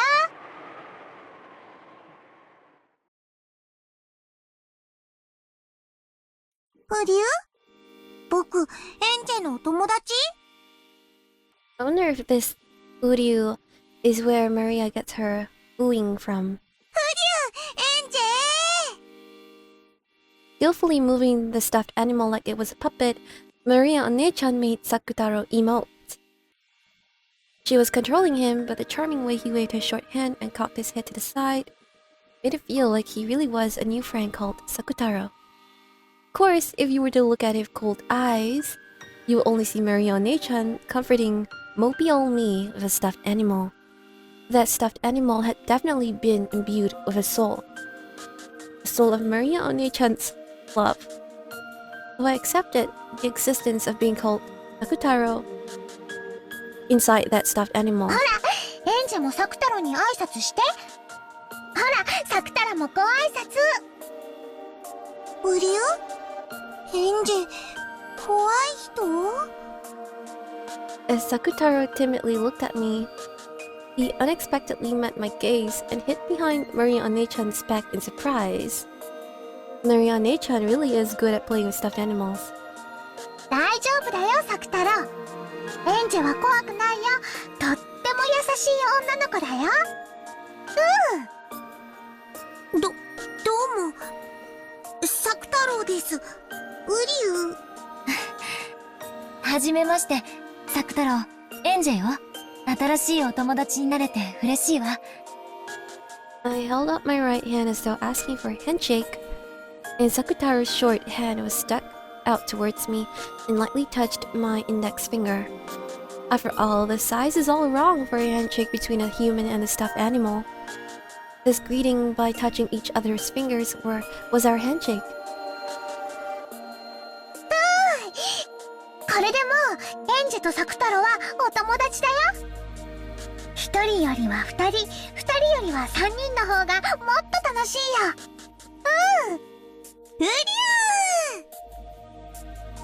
Maria Onechan had given the name Sakutaro to a stuffed animal she was going to receive on her birthday, and it warmed and expanded his existence in her heart for a long, long time.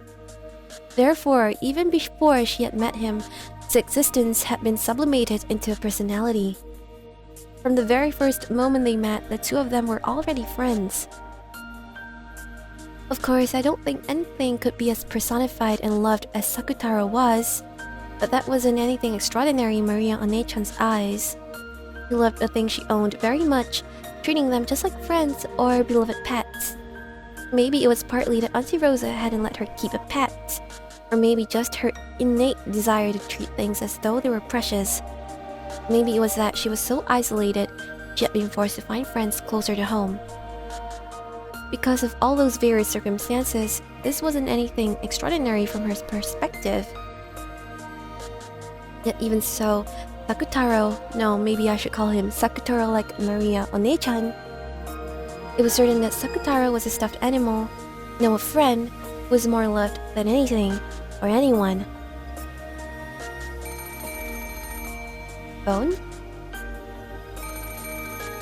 もしもし、ママよ。上機嫌ね。お友達が来てるの？サク太郎と遊んでるの。サク太郎ったらね。It was already past 9 at night. Rosa had asked out of surprise since this wasn't an appropriate time for a friend to be over. But when she thought about it, Maria didn't have any friends who would come over to play, did she? Even so, to think that she would have so much fun playing with that stuffed animal. Rosa was very pleased that Maria had liked her birthday present so much. ごめんね。ママ、どうしても仕事が片付かなくて。来期のラインナップが難航してるの。ようやく少しずつ注目され始めたみたいで、なんとかここで期待に応えられるインパクトを与えたいのよ。今夜もお泊まり？いいよ。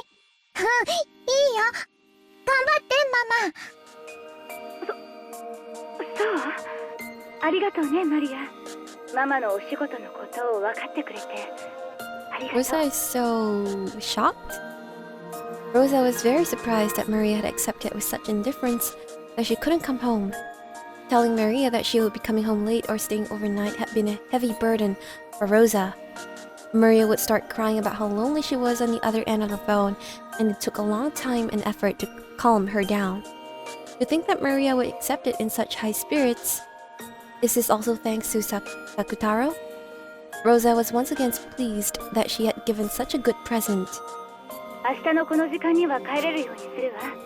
明日は一緒に夕食をとりましょう。マリアは夕食はまだよね。コンビニでお弁当を買ってきて食べてね。お菓子はダメよ。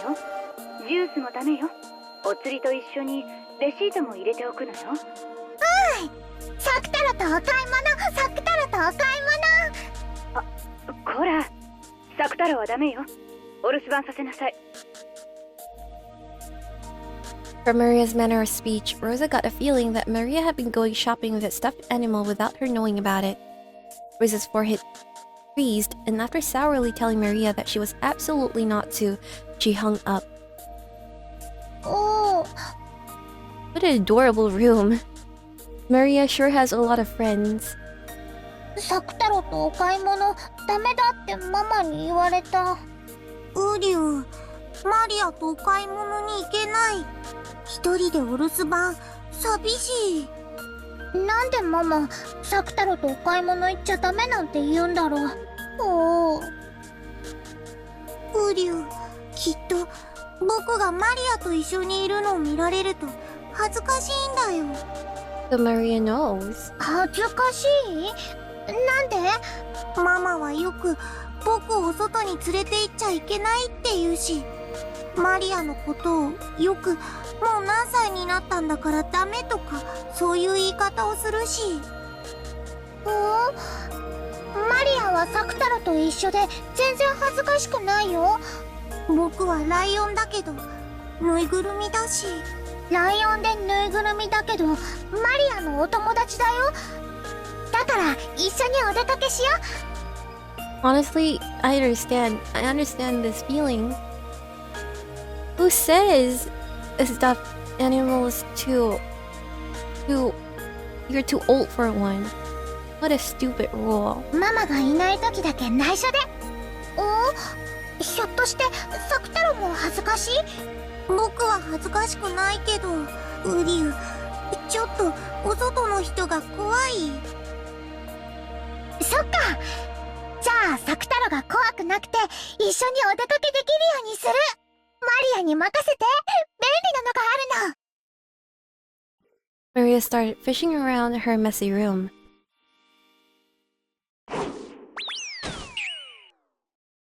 Rosa often told her to clean it up, but she was just as bad at cleaning up her room. However, she knew more or less where everything was. So much so that whenever Rosa would take it upon herself to tidy up, Maria would have trouble finding things.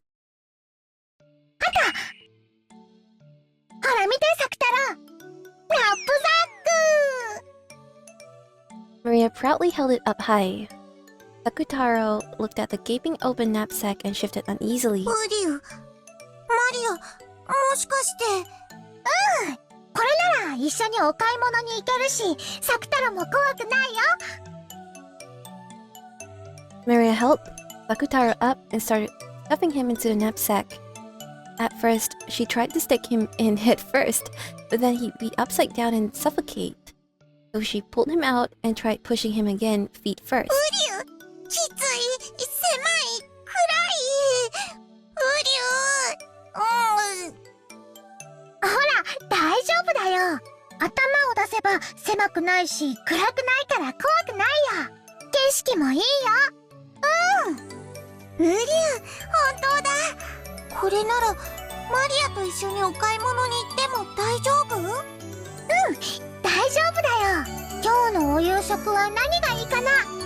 さあお出かけしようサクタロ。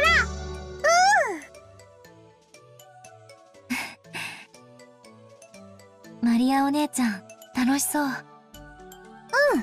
とっても楽しい。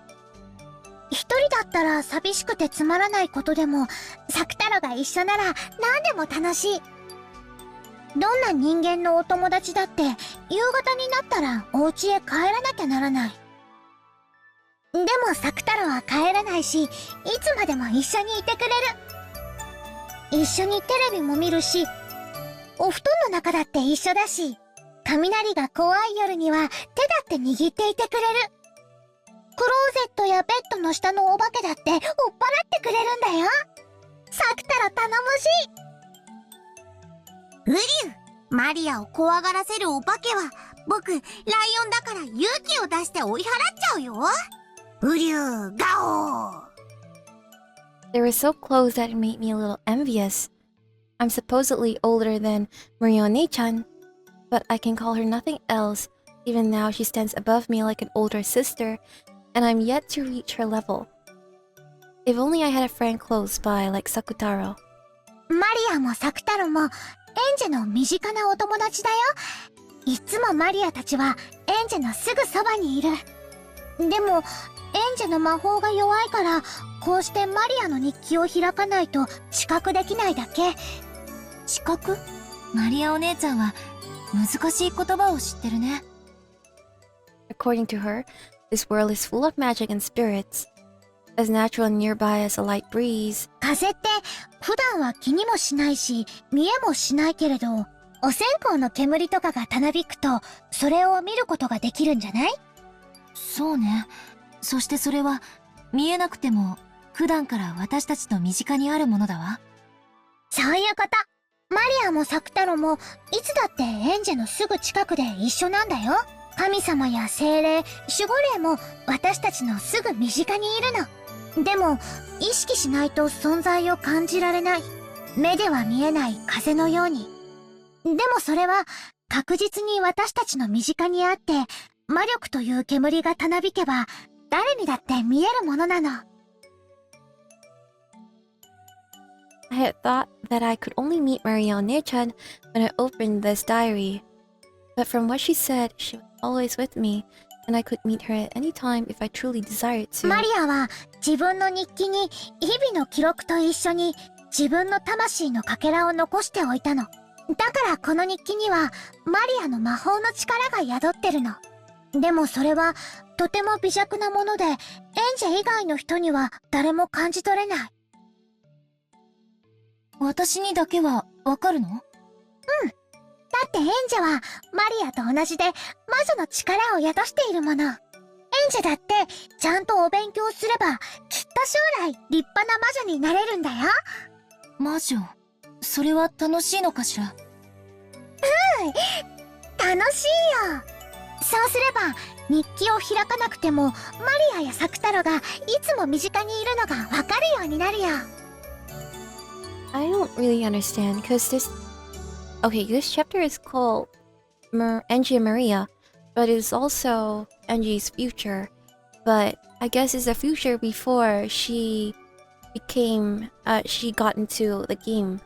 そしたら毎日がとっても楽しくなる。そしたらエンジェにマリアは他にもたくさんのお友達を紹介できるよ。そしたら毎日が忙しくてとっても賑やかになるよ。それは楽しいかもしれない。マリアお姉ちゃんが残した魔導書も持ってるわ。今度真面目に読んでみるわね。そしたら私も一人ぼっちじゃなくなるかな。Maria Onechan and Sakutara sit there at the same time, happy that I developed an interest in the world of witches. That is kind of creepy. How can they say it at the same time when Maria's the one doing the voices?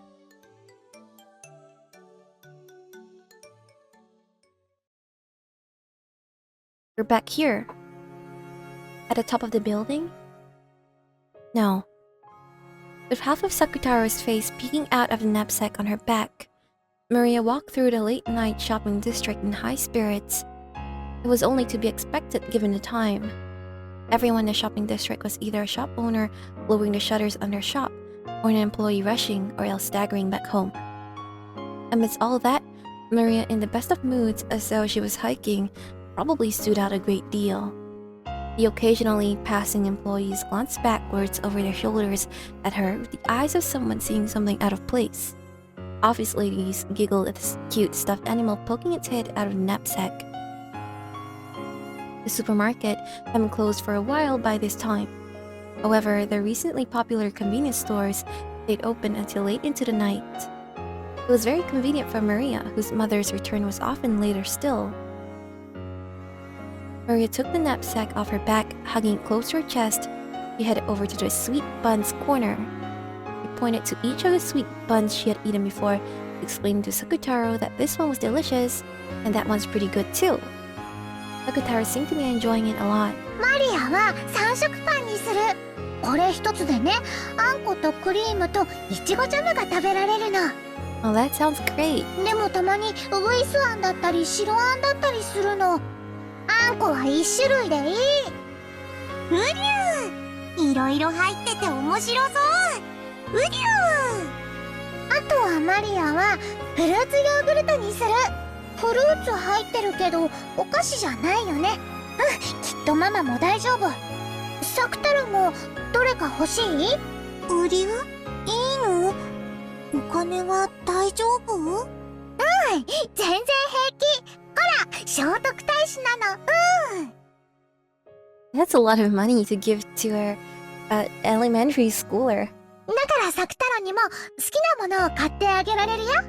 一緒に食べよう。サクタロもヨーグルト食べる？ When Maria made to grab another one of the same fruit yogurt, Sakutaro tilted his head as if he was a little worried. でも僕大きいのは食べられないから小さいのでいい。おお、じゃあこの小さいお菓子ヨーグルトは30円だね。安い。うりゅ、僕はそれでいい。マリアと一緒にヨーグルト。サクタロと一緒にヨーグルト。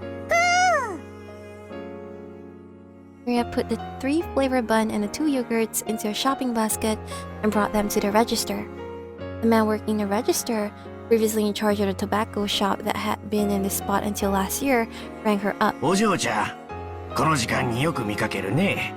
偉いけど、今度からこの時間のお買い物にはお母さんと一緒においでね。ママがいいって言ったから大丈夫。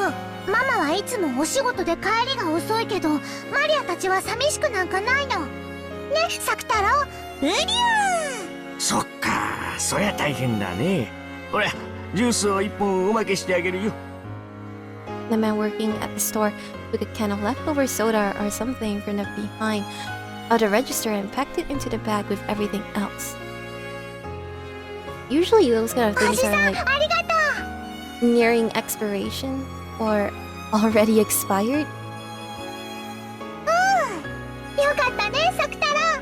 うりゅー。 Since she had been told not to buy soda, she couldn't take it back home. So she decided to drink it on her way back and not bring the empty can back home. With a plastic bag with a sweet bun in it hanging from her elbow and hugging a knapsack with Sakutaro in it with the same arm, the two of them walked home drinking the soda. 柚子胡椒ソーダって微妙。サク太郎も飲んでみる？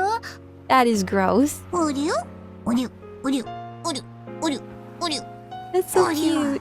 わあ、うりゅう。マリアひどい。まじゅい。だよね。Of course, it's not like she could actually make a stuffed animal drink soda. She just put the can to Sakutaro's mouth and pretended to tilt it. But it was great fun for Maria to share the taste of this weird drink that she had gotten for free with Sakutaro. There was a huge moon in the sky. At times, that moon had been clouded by tears and Rosa had stayed over at work, and Maria had thrown a tantrum and been scolded by her mother. But this moon was very warm and seemed to watch over the two of them as they enjoyed their trip home by themselves. Maria and Sakutaro. Ange watched the two of them go from behind. What a heartwarming sight. The sight of Maria Onechan and Sakutaro walking away together made it very difficult to remember the several occasions on which she had spent long nights crying because her mother hadn't come home. I couldn't admit this to Maria Onechan, but if I had been in the same position, even if I had given that stuffed animal the name Sakutaro, it wouldn't have been anything more or less than a stuffed animal. Anyone can make a relationship which only distracts you from your loneliness, but Maria Onechan was different. Sakutaro wasn't a stuffed animal or a toy. He was a real friend, and far from just distracting Maria from her loneliness, changed the nights without her mother into a fun time where they could play all by themselves. Was it because Sakutaro was a special stuffed animal? Because her mother had made it herself? Because it was very, very cute? Probably not. If there is a secret here, it doesn't lie within Sakutaro. I think it probably lies within Maria Onechan.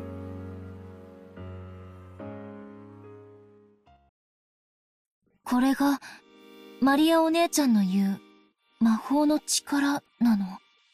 おう、魔法を知るということは、今まですぐそばにいたのに気づけなかったたくさんの友達に気づけるということ。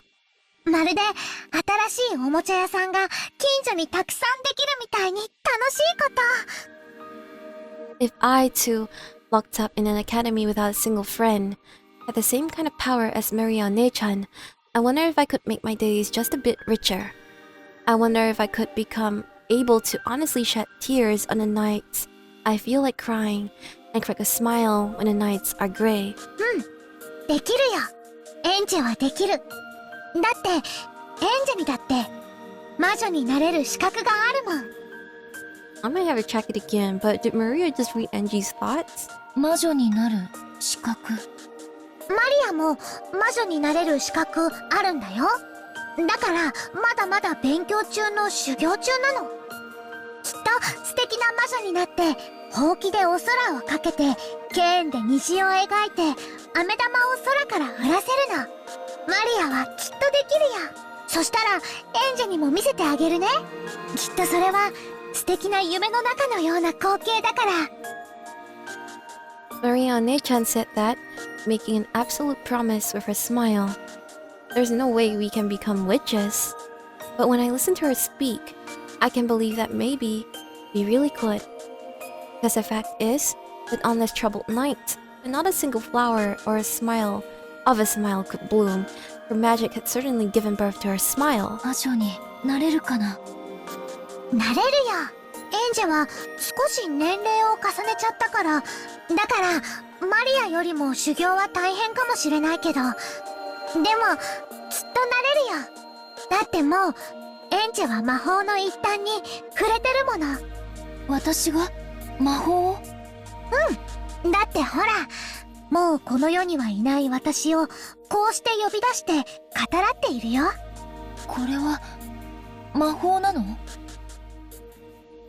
Same kind of magic that Eva had? I wonder. うん。私が日記に残した魂のかけらをエンジェは魔法で膨らませて私を蘇らせてる。さっきも言ったよね。こうして私と再会して会話ができて時に笑顔を見せられるんだから、エンジェは魔法の才能がきっとあるんだよ。マリアお姉ちゃんが保証する。お姉ちゃんはさっき言ったわ。私は日記を開いた時にしか会えないと思ってるけど、本当はいつも身近にいるって。私に魔法の力がもっとあれば、それを見て今こうしているようにお姉ちゃんと会話ができる？いつでも？うん、いつでもお話できるよ。朝のおはようの時だっていつもそばにいるし、授業中だってそばにいる。退屈な授業は私とお話しして気を紛らわせようよ。食事の時には話し相手になれるし、お昼休みだってこれまでのようにいつも一緒にいようよ。放課後だって一緒にいるし、もちろん寮に帰ってからだって私はいつもそばにいる。日記を広げた時にしか私を見てくれないだけ。 I'll need to think on this. What Maria is saying. 日記を閉じてもマリアお姉ちゃんは私のそばにいてくれるんだよね。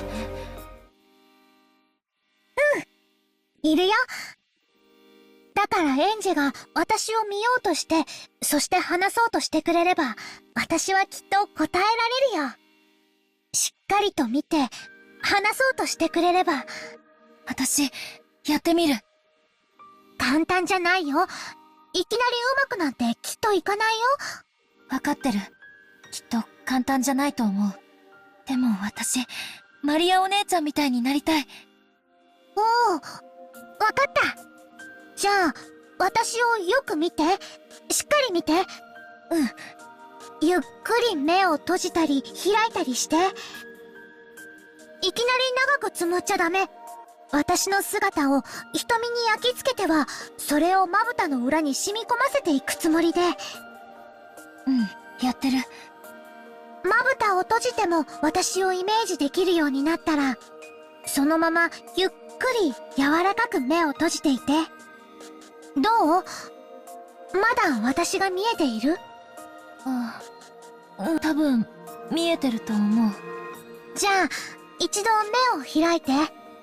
いよいよ本番。心を落ち着けたら日記を閉じて。その時一度マリアの姿は消えてしまうかもしれない。でも焦らずに心を落ち着けて。そしてまぶたの裏に染み込ませた私を逆に瞳に染み込ませていくつもりで、ゆっくりと虚空に私をイメージして、私を虚空に見て。大丈夫。じゃあ閉じるね、日記。おう。 Slowly, I closed the diary. When I closed the diary, a gray reality filled with dull air unfolded. Of course, Maria Onechan's form disappeared. Give it all you've got, of courage. Take the first step into the world of witches. I felt like Maria Onechan was cheering me on inside my heart. Cheering me on? Really? Isn't that just what I'd like to imagine? No, that's not it. I just convinced myself that it is, and that's why I cannot see her. Maria Onechan is always by my side. And even now, she's definitely here, cheering me on to do my best. And I can hear it. I mustn't ignore it like it's my imagination or the inner voice of my own heart. Believe that Maria Onechan is there. I mustn't doubt. I believe. Onechan said she's always by my side. I must not doubt that. But as I faced that empty space, that empty back wall of the school building, amidst those almost heartlessly boring rays of sunlight, calling out her name was so much easier said than done. The chains of common sense which had clung to me until the day sneered at me, telling me that calling out to the empty air was ridiculous. It was almost like being told to take a step forward off the roof of a skyscraper overlooking a sea of lights. That's exactly what happened. Maria Onechan was telling me that it's alright, that I can do it. Stop thinking that you might fall, or that it will be foolish to take a step off a roof, and free yourself from those chains of common sense.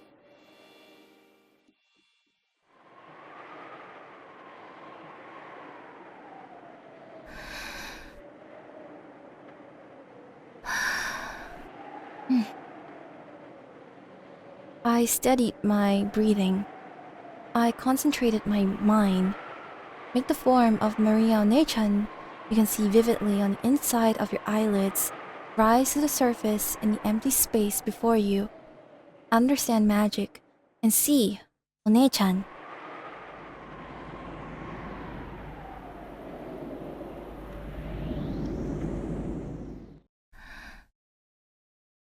Maria Onechan.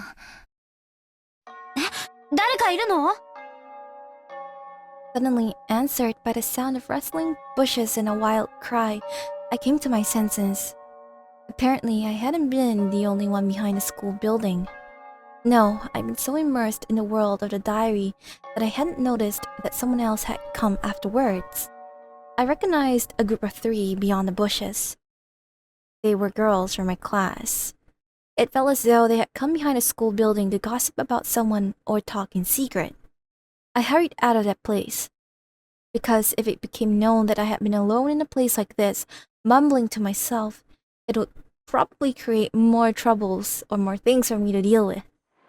言ったよね。言ったよね。マリアお姉ちゃんとか言ったよね。Man. やばくない？心霊とか見えちゃってんじゃないの？後ろ宮さんって面白い。I could hear the shrill, loud laughter from behind. Irritated and feeling that Maria Onechan had been made fun of, I left that place at a quick pace and then a half round once I turned the corner. And I might have made it to Onechan's world with just a little more time. Frustrating, aggravating, why does everyone get in my way? I never got in their way, not even once. I ran and ran, but it still felt as though I could hear their shrill laughs. Poor thing. That's the end. That's the end of this chapter. The future 12 years later. 1998. Ah, we're in the future again. I can't stop, but I have to stop. I'm gonna end here for today. Wow, what is this? 噂じゃ、エンジェちゃん。New people! Okay, but I'm curious, but I'm gonna have to end here for today. I think that this has been a very heartbreaking, heart-wrenching episode. Honestly, it's probably one of the more or most emotional scenes. The whole episode is emotional, at least this chapter, and I just couldn't help but keep tearing up every time Maria or Angie was talking about their past, about how they feel currently. Everyone has such a sad story. We all can relate to a degree to what Maria and Angie might be feeling in this scenario, and that just choked me up and I cried a lot. I feel a lot better towards the end now. Yeah, I don't really have much to say other than the fact that Angie and Maria's story is really sad. And I just wish that I could hug both of them, all of them, Battler even, Beatrice maybe, I don't know. But okay, I think that's it for me today, this episode. I'll see you guys next week, as always. And until then, please let me know what you think. Leave your comments, leave your thoughts in the comments down below. And I'll see you guys next time. Bye!